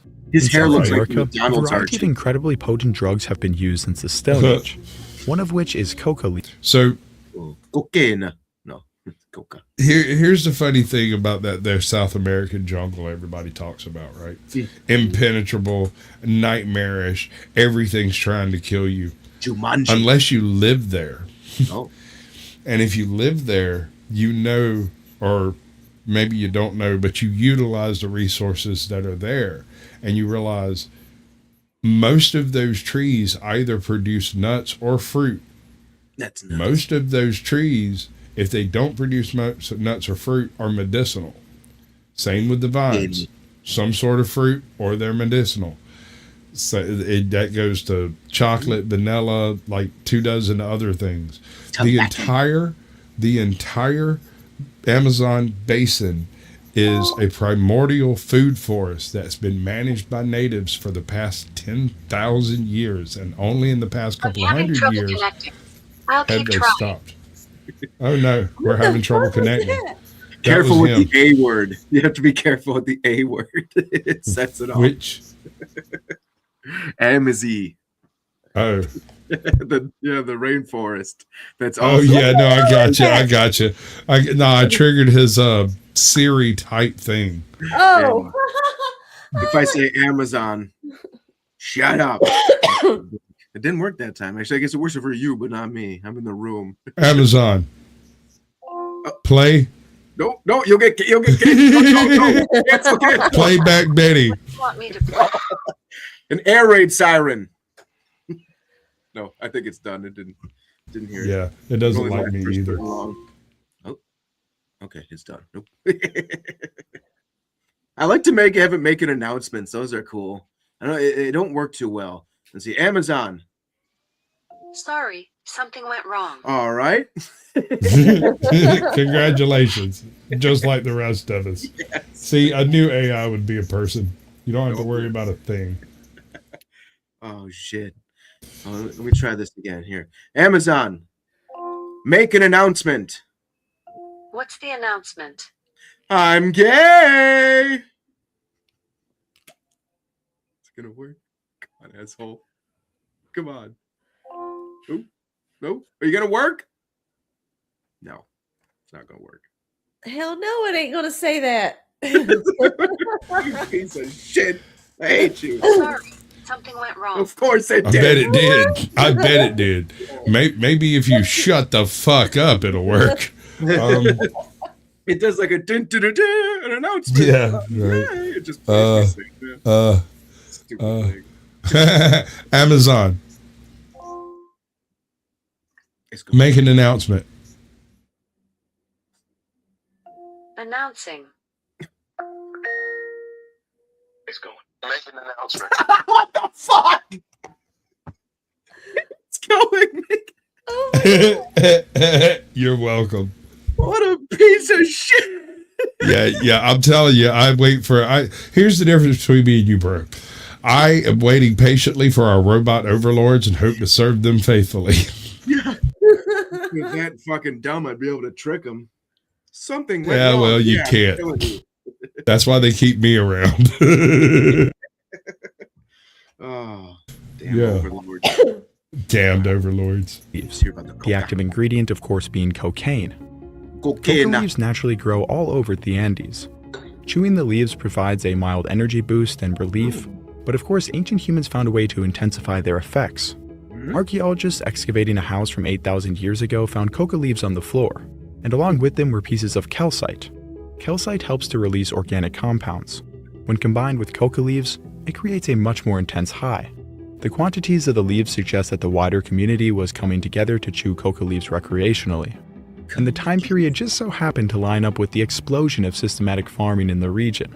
Go figure. Coked up farmers were spearheading civilization. Hold on, let me get this straight. The folks that found coca leaves immediately planted to ship more coca leaves, and they did it really quick. Go figure. Who'd have thunk it? Some good shit. Just a bunch of people. There's a reason they calls it Bolivian marching powder, bro. I bet they had that shit racked up like goddamn Walter White. Some blue coca leaves. I'm just saying, dude. What about smoking it? Can't you smoke the leaves? I don't think so. I think there are other caustic chemicals in the leaves that prevent you from wanting to smoke them. Okay. Huh. It's like, okay, so like burning oak leaves does nothing for you. Okay. There's a tiny amount of cocaine in here, but the best way to get it out is through a mucous membrane. So you make tea or you chew on it, which is what they do. Tea. I bought some half and half lemonade and bro. Infused. I mentioned this earlier. It's great. I'm gonna go ahead and tell the whole story though. Right. So somebody come by my house and they brought something called dope dots, like dope dough. It's like little balls of cookie dough, right? Okay. I was thinking like those dots you get, those candy dots. You ever see those on the wax paper? Yeah. I've actually had some doses like that. But, okay. I come in and I see these and I'm like, oh, that's cool. I'll look. There's about 20, 30 milligrams in there. I'm like, okay, zip it up. Get me a cup of coffee. Leave. Come back to the kitchen 20 minutes later. My daughter's sitting in there on like one of the kids' little chairs eating ramen noodles straight out of a fucking pot.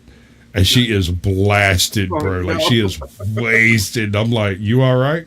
And she just looks at me and shook her head no and went back to shoveling noodles back in her mouth. And I was like, I know what this is. That's munchies. And she just looked at me and nodded. And she kept shoveling the fucking. And I was like, so what are you on? And she pointed at those damn dough dot things. And I was like, okay. And I grabbed them and walked out. It's dad tax, you know. Right. So I come in here. I'm on a panel with Powdered Dusty last night. And I ate the damn dough dots. And nothing else, dude. Like I smoked a joint afterwards, and the next thing I know, I was on cloud 17, bro. My ass was like, I'd lost track of the conversation. Was looking at the pretty lights in the corner. You know, I was like, wait, I don't think they're measuring this shit right. That ain't no goddamn 20 milligrams. Fuck that. No, that weed tea I got is pretty strong too, and it's a body. You know, when you ingest the shit, it's different than when you smoke it. I'm all like, yeah, it is. It's a more complete type of thing. Yeah. But here's the thing about edibles, they will destroy your smoking tolerance. Right. Well, I think I've already destroyed it. Well, yeah, I mean, I dig it, but what I'm saying is, like, if you like smoking a joint when you get off work and catching a buzz, avoid dabs, avoid edibles. Because if you the edibles, it'll fucking rock your world once, then again maybe a third time, but it might not work twice. You know what I'm saying? And yeah, and if you're doing it medically, then you're after the effects, and if you cancel the effects by being a stoner, that's useless. That's why I might have a problem with that, the tea, the drink, because I don't really like the gummies too much, even though this drink is pretty sugary. I mean, I would have to assume that all those gummies and treats and stuff are very sugary. So I try to stay away from them. I mean, I can maybe dilute this drink a little bit so I'm not chugging the whole thing with all them sugar. I think that you said there was like, I don't know, 12 grams of sugar or something. There's a lot. So I'm like, yeah. But I wanted to try it, so I had to get it, and I like it. Right. They make weed beer now. You seem pretty lit. Yeah, well, I don't know. I'm drinking too. Well, I'm the type of asshole to pregame a smoke out. You know what I mean? Like, I'll pop a handful of gummies and then go sit around and smoke weed with folks. Like, I'll be the most ridiculous man in the room. My eyelids over here bleeding. I need a tampon for my face. Like, best friends were when I was kids were fucking dealers, and I go over to their house. All we do is smoke all day. Nuts. No comment, but yes. Can neither confirm nor deny, but yes. Smoke weed all day. Bro, I built an aquaponics system because I was absolutely convinced it was fixing to be federally rescheduled to non-illegal, right? And so I built the aquaponics system, and I grew tomatoes, and I grew eggplants, and I grew all kinds of shit. Never grew no weed. Oh, I built an acapella system. Oh, yeah. You should probably change the word motherfucking to rubber ducking in all your songs. Rubber ducking, you're my friend, motherfucker. Wait, no, sorry. Not quite the same, is it? I think it is. It works. Motherfucker, you're my friend. Oh, hey, Bert. Hey, what you smoking? What's this? I've been told that my whole life, but here's the fucked up thing about that, Tootie. They can't prove me wrong. I might not be right, but that does not mean I'm wrong. It means I'm strange and unusual, madam. In the Andes. Guys, I'm starting to think that drugs really did create civilization. Cocoa would remain popular as cultures rose and fell in the Andes. Ancient Go figure.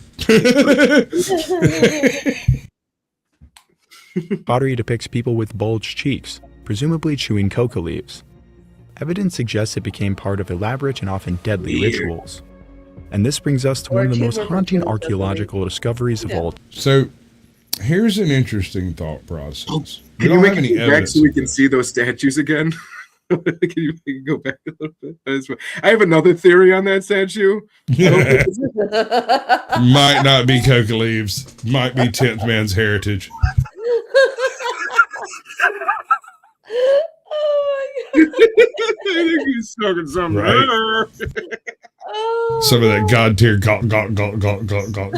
But here's the thing. I gotta bounce. Thanks a lot for proving just how ugly and immature you are. It's been real. And just so you know, I don't really care about your problems. Just keep that shit in mind when you think about me. You know what my favorite clip of all time is? And I've clipped a lot, right? I've clipped a bunch of shit. This is my favorite clip ever. And it's because I caught this organic in the wild on the fly. This guy is Teflon. He is like who in the world could I say nearly 100 felony criminal charges have been leveled against the former president? And he is still like rallying and campaigning. I feel like he like eats his shit and it just like makes him tanner and younger and stronger. I feel like he eats it with like a golden spoon that's like emblazoned the Mar-a-Lago emblem, and he's just like, give me more charges. It's like amazing. You better not cut that and make that a video. Carol's off her rocker. Well, there's a little bit of Trump derangement syndrome circulating. I couldn't tell which side she was on. If she was bashing him, if she was on his side. I don't know. Well, here's the thing. She's an immigration lawyer. So she wants to bash him, but she's making way too much money to really consider that thoroughly. There you go. Yes. Thank you. So, like, she might have some conflicting interests. But here's the thing. This was before he was elected. This was like 5 months out. Campaigning, she was saying, yeah. Right. This is like 5 months out from the election, and I went on Midlife Bro Logic's channel, and we were talking, and she popped up, and yada, yada, yada. And I don't remember specifically what I asked, but she went into like a 4-minute diatribe about Donald Trump and how much he's a horrible person and everything. And in the middle of it was that fucking nugget, dude. Solid, the best advertisement I can find. Because here's my thing. A lot of people have issues with Trump. I want to be clear exactly where I stand. I don't like it.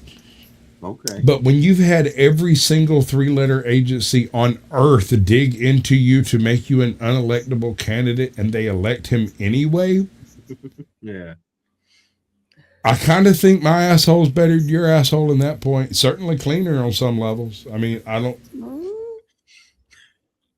There was that one thing with the island and the ranch and the people. But was there? That doesn't seem to involve him much. Everyone else in Washington, however... He's not the one in a dress. I think it was his son, is who I think it was. No. That's fine. He's not president. Don't give a shit. I mean, I'm not saying I don't think he should be, convicted to the fullest extent of the law, the whole 9 yards, right? But he's not the guy. That's not the guy. You can say whatever you want to say. You wouldn't let me come at fucking Biden because of Hunter. You can't come at Trump because of whichever one it fucking was. Because I mean. But no. It's rules for thee, but not for me. Well, of course it is, because that's the only way it can stand, right? Yes. I mean, I think the biggest evidence, Trump's not the one in the painting in a dress and fucking in the main house. He's not the one. So I think, the funniest thing about that, there's another painting like that. Oh, yeah? Yeah. Somebody. I know the one with the George Bush with the fucking airplanes. I know that one. Yeah, that was fun. Yeah. But there's another painting of the blue dress. Oh. It's on Mr. T. And I don't remember who did it, but it's the same position that homeboy. Mr. T, like with the fucking chains and all of it. Yeah. You couldn't see his cleavage then. He even had his own cartoon. You don't know. He had his own cartoon. He knows Mr. T. Yeah, I know Mr. T. I pity the fool who don't go to Epstein. I pity the fool. Was you around for his cartoon? I was kind of thinking that I never watched it. I'm not that old, but I am definitely familiar with him. I was kind of thinking that the Foo Fighters might invite Mr. T in as an honorary member, since he's been fighting the Foos since before the Foo Fighters were born. Yeah, because he was the first to pity the Foo and to fight the Foo. Fight the Foos before you were born, right? And I'd be fighting the Foos long after you did. Damn. Well, maybe not. Colorectal cancer is a bit of a bitch. Oh, does he? Oh no. I don't know. I'm just guessing. But okay, let's get back to this, as fuck. The statue of Mr. Bean with a dick in his mouth. What? Presumably chewing coca leaves. No. Evidence suggests it became part of elaborate and often deadly rituals. Nice hat, asshole. And this brings us to one of the most haunting archaeological discoveries of all time: the children of Lula Iliko. In 1999, a man hiked Lula Iliko, one of the tallest mountains in South America. Here he discovered a strange stone structure with 3 children inside. Due to the cold and dry conditions, they were almost perfectly preserved. Oh my except for one, which was I don't know how perfect of a preservation that is, but they still look edible. No, you just did not. Oh my god. Was it too soon? Straight to hell for that one. You know that. Just say it. Like that one on the far right has the oh my god. They were buried along with figurines made of precious metals and other grave goods. Analysis found that the children were sacrificed in an Incan religious ritual taking place around 500 years ago. They were drugged with an immense amount of coca leaves and corn beer, and they seem to have died in their sleep and played corn beer. Yeah. Corn liquor. Corn liquor. Yeah. Yeah. This beer tastes like a freak on a leash. the top of the mountain. The practice of ritual sacrifice in the Andes was intended to ensure health, rich harvests, and favorable weather. While certainly barbaric to us, it was different times back then. Human sacrifice was once incredibly common across the ancient world. But what's even crazier is what archaeologists discovered at Cahuachi in Peru.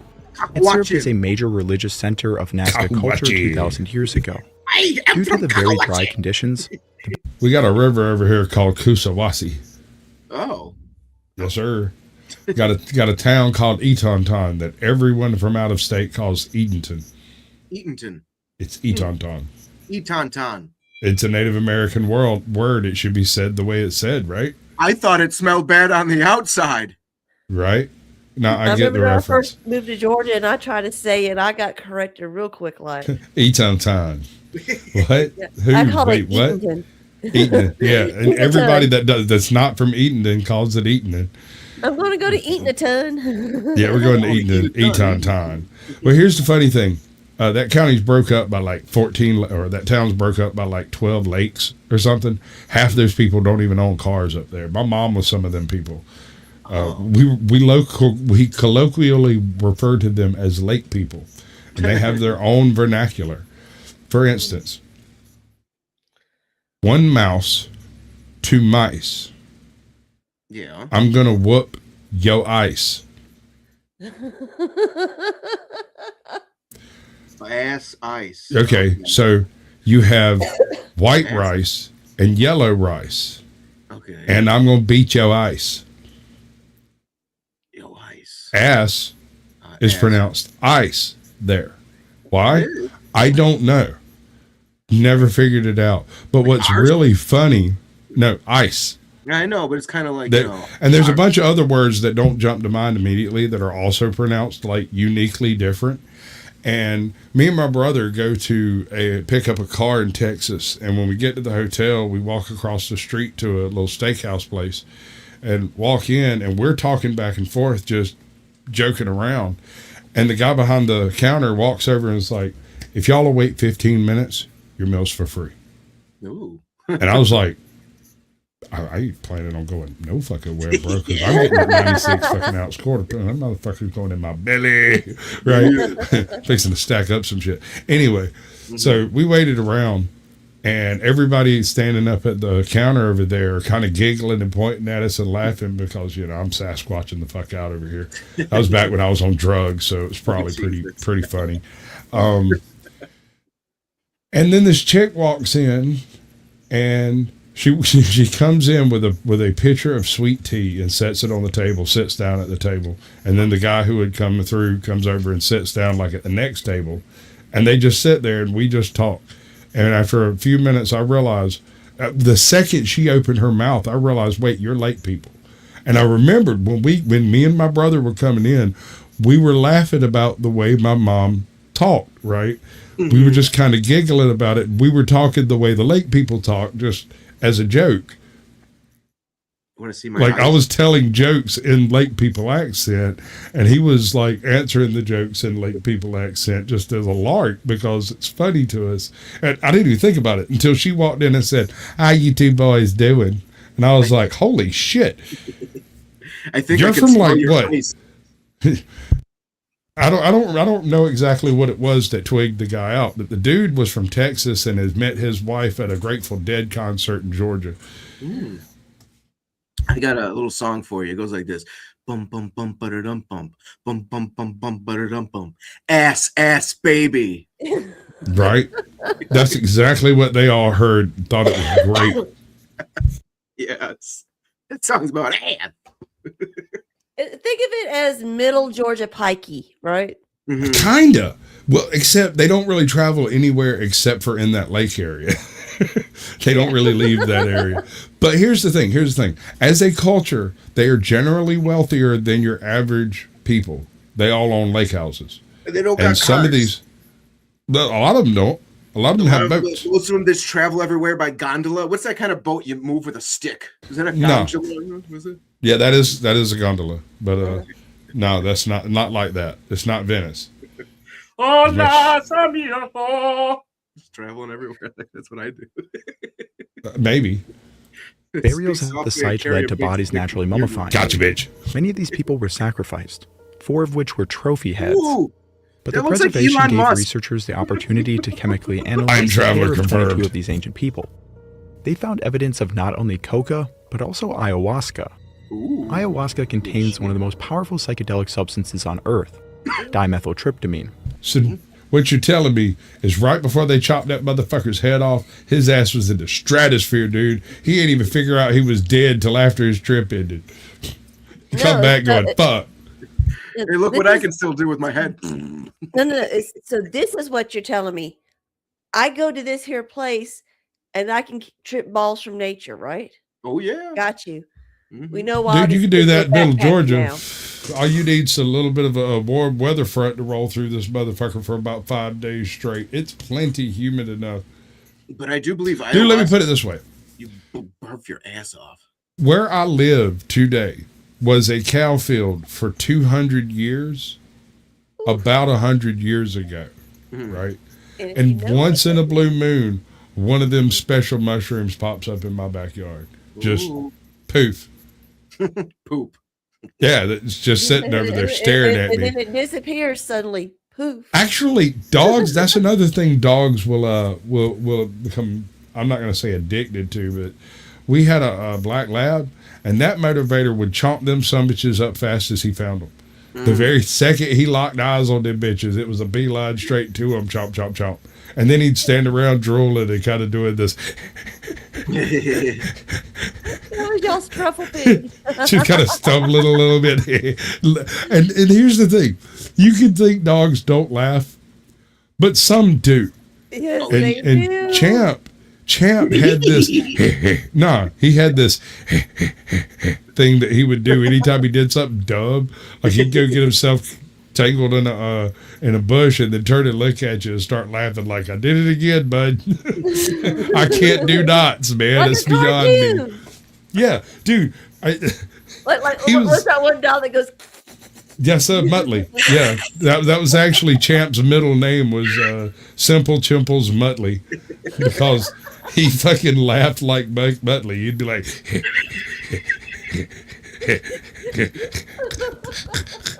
and if it got real funny, he'd start coughing. And then that shit would melt me the fuck down.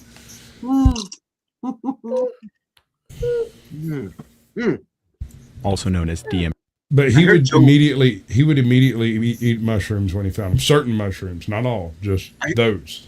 I heard Joe Rogan or somebody said that that's what they believe that set forth like kind of like an evolution. Like monkeys ate these mushrooms and became self-aware and started having like, deep thoughts and shit. That's part of what this video is about. That's kind of what we're discussing in general. Monkeys and shit. Monkeys. What you get for missing the first half of the show? You know what the really whacked out part about shamans are? What's that? In Northern Europe, I can't remember the name of the mushroom, but there's a tripping mushroom that they use up there that the reindeer are immune to, but they also sniff them out and eat them. And so you can't find the fucking mushrooms because the reindeer eat them before you can find them. But what you can find are little reindeer poops with red and white dots on them.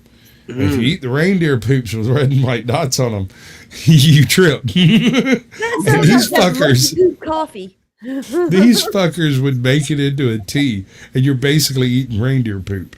It doesn't really affect the reindeer. No, they don't seem to trip.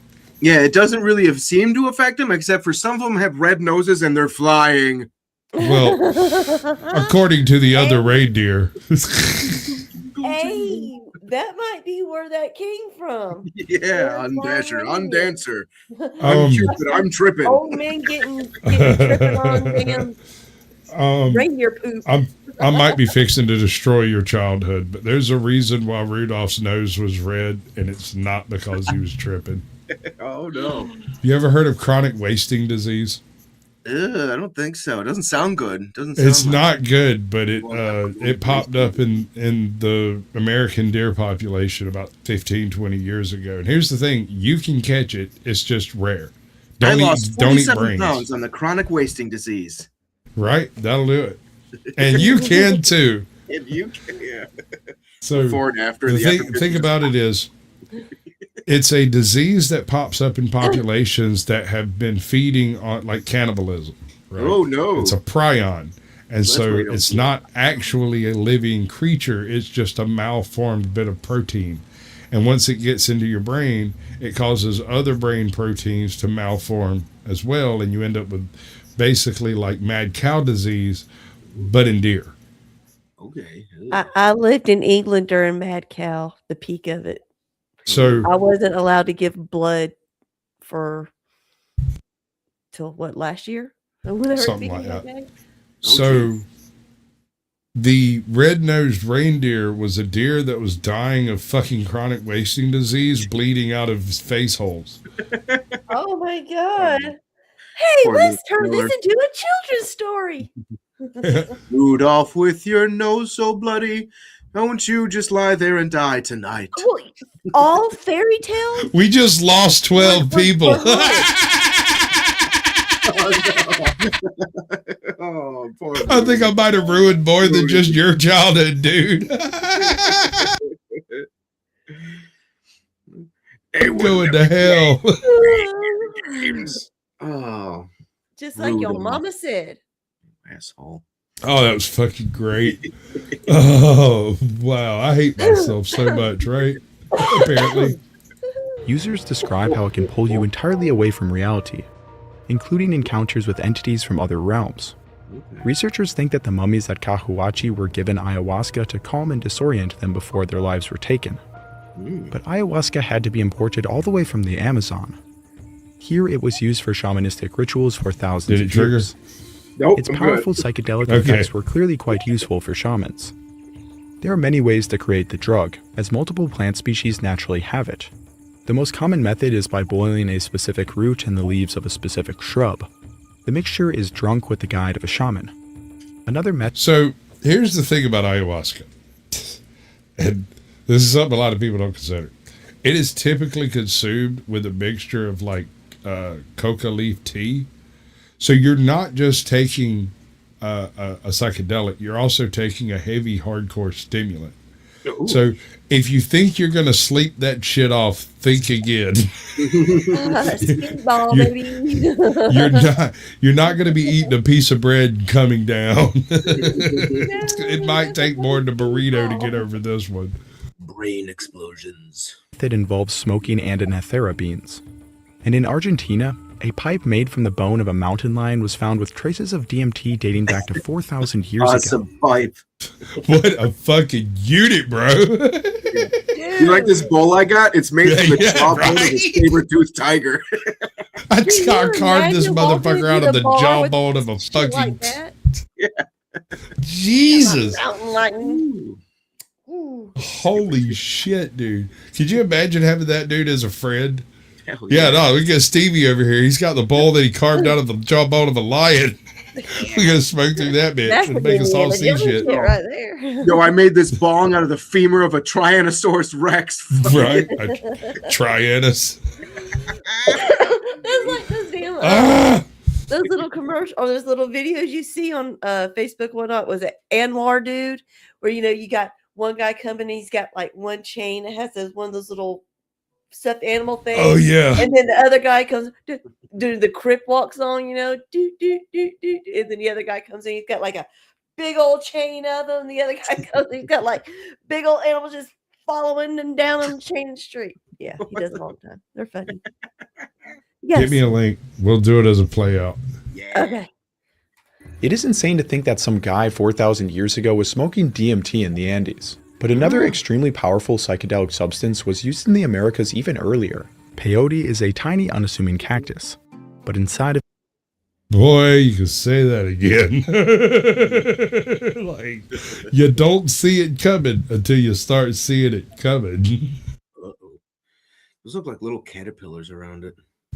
I know, dude. Like, they're kind of creepy. All right. All right. I'm going to end it on this story after once you get that link, we'll do that thing.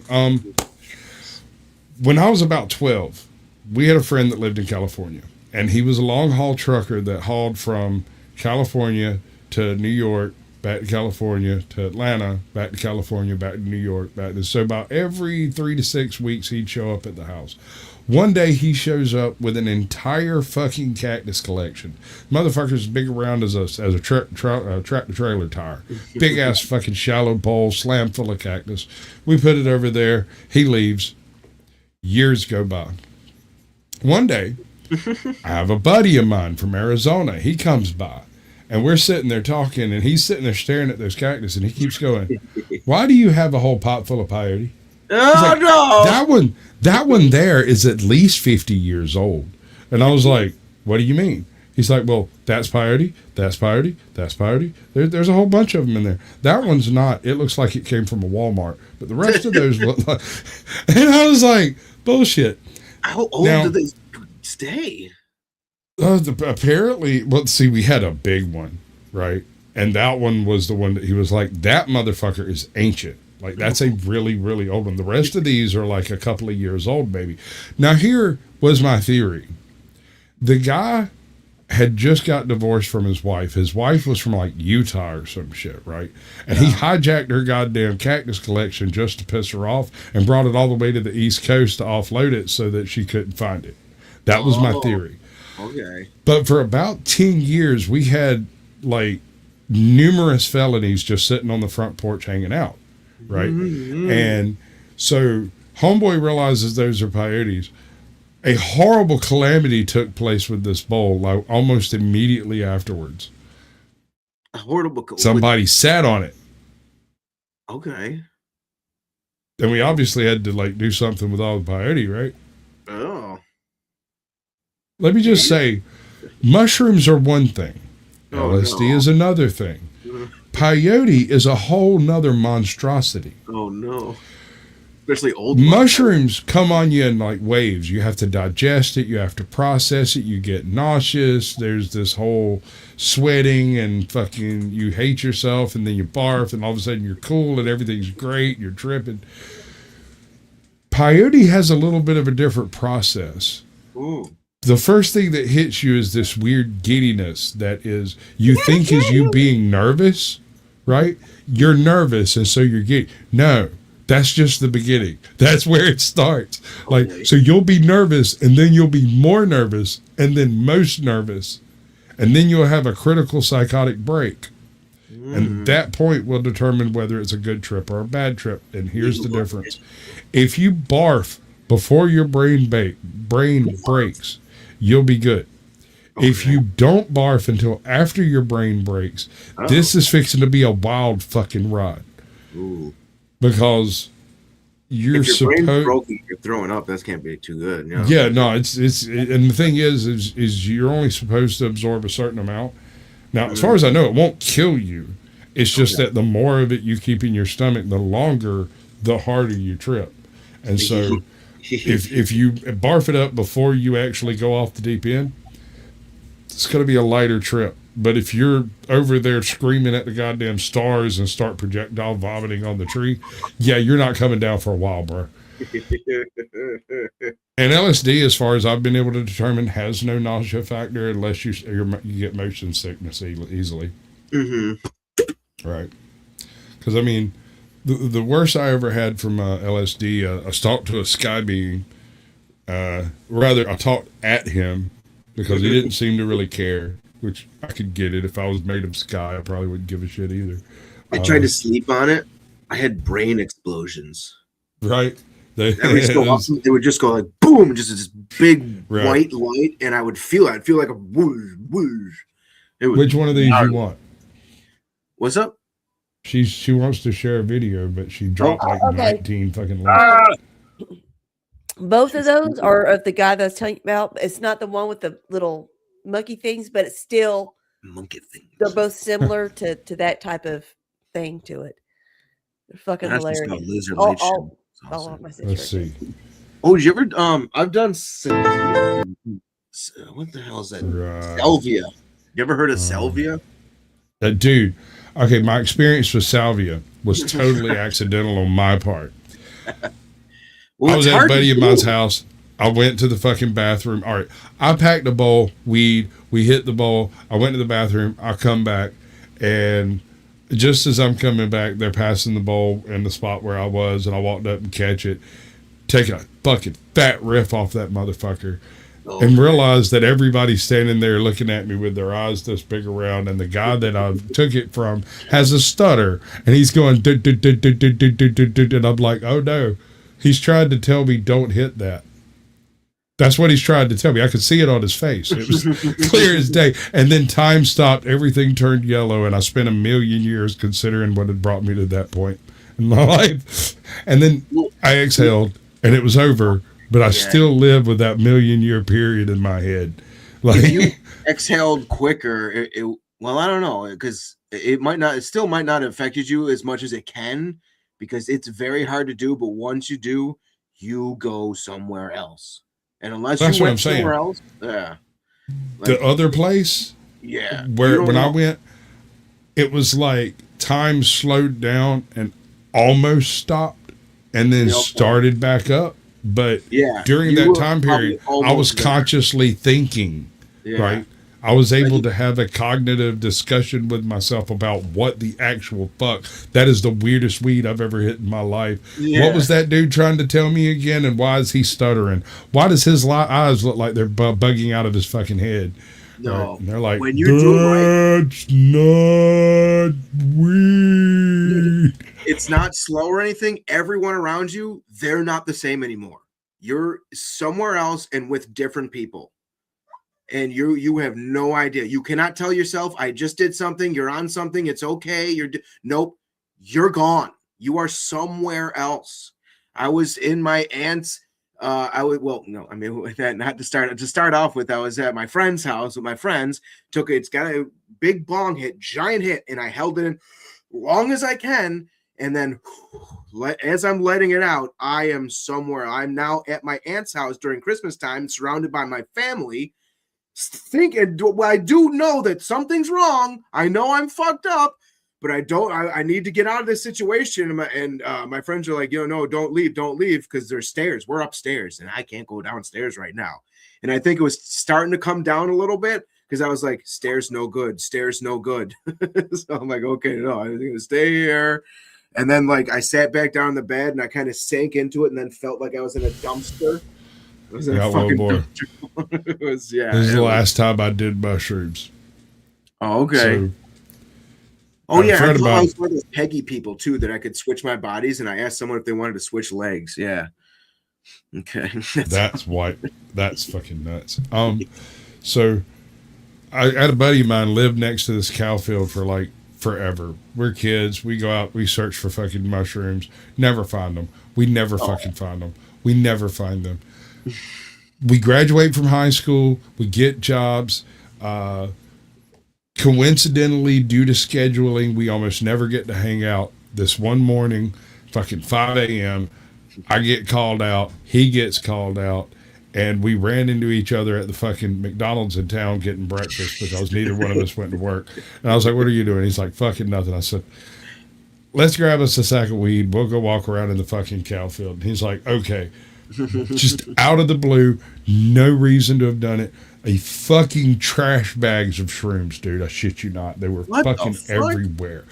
Everywhere. Not actual trash bags, but you found a lot. Those grocery bags you get where you can put like a whole chicken in it. Yeah. You know, what are they, like 5 gallons, 4 gallons, something like that? 3 of them. Okay. Just wandering around, because like I said, we've never actually found shrooms in this field, but we always had hope because there are thousands of cows in this field. They just don't come over here very often.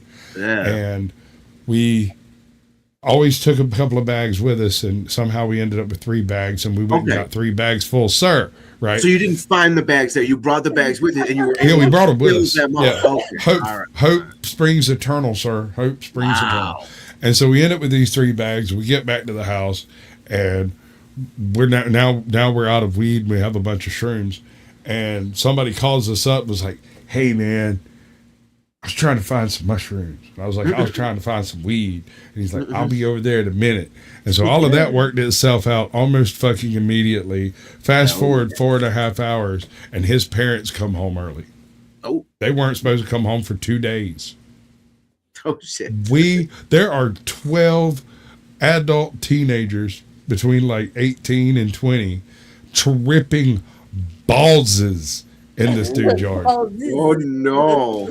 I mean, it was unreasonable.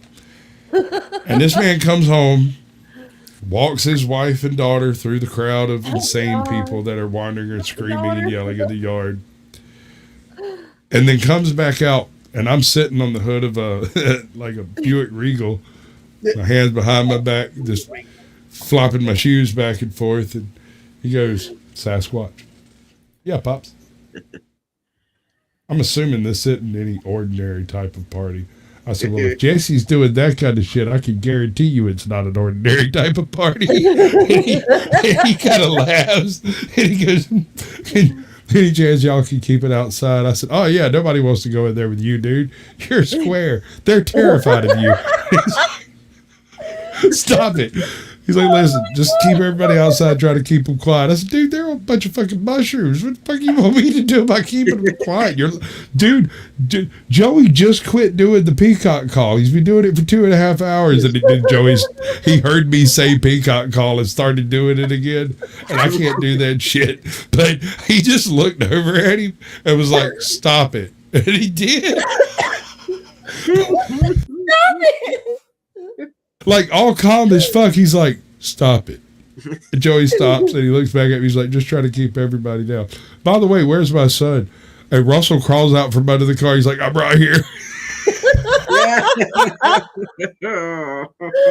Yeah, he's under the car. He's perfectly fine. We've got this handled.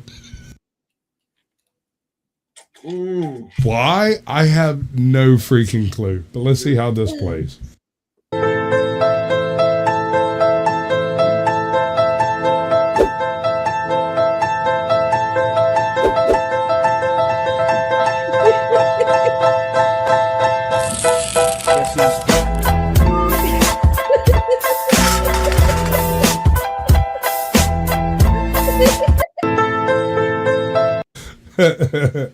There might be something wrong with us.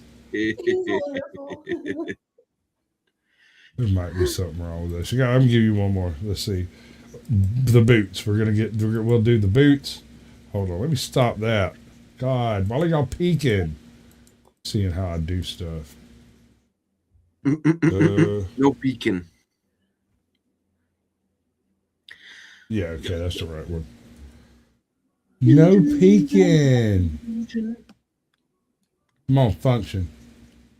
Motherfuckers act like they forgot about. All right. Do the thing. All right. Ready? Ready. Okay. Ready? Yeah, I'm ready.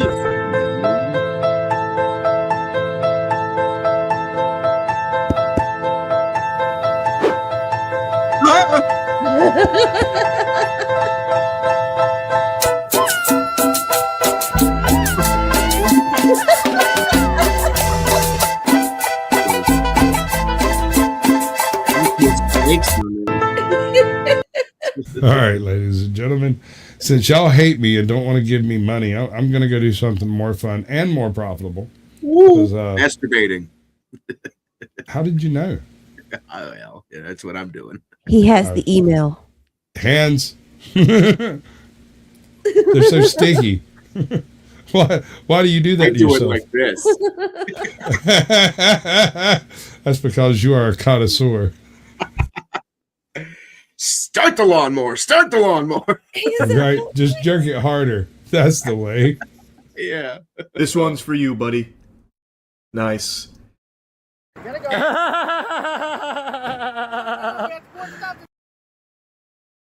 Oh, God. So, this is the one.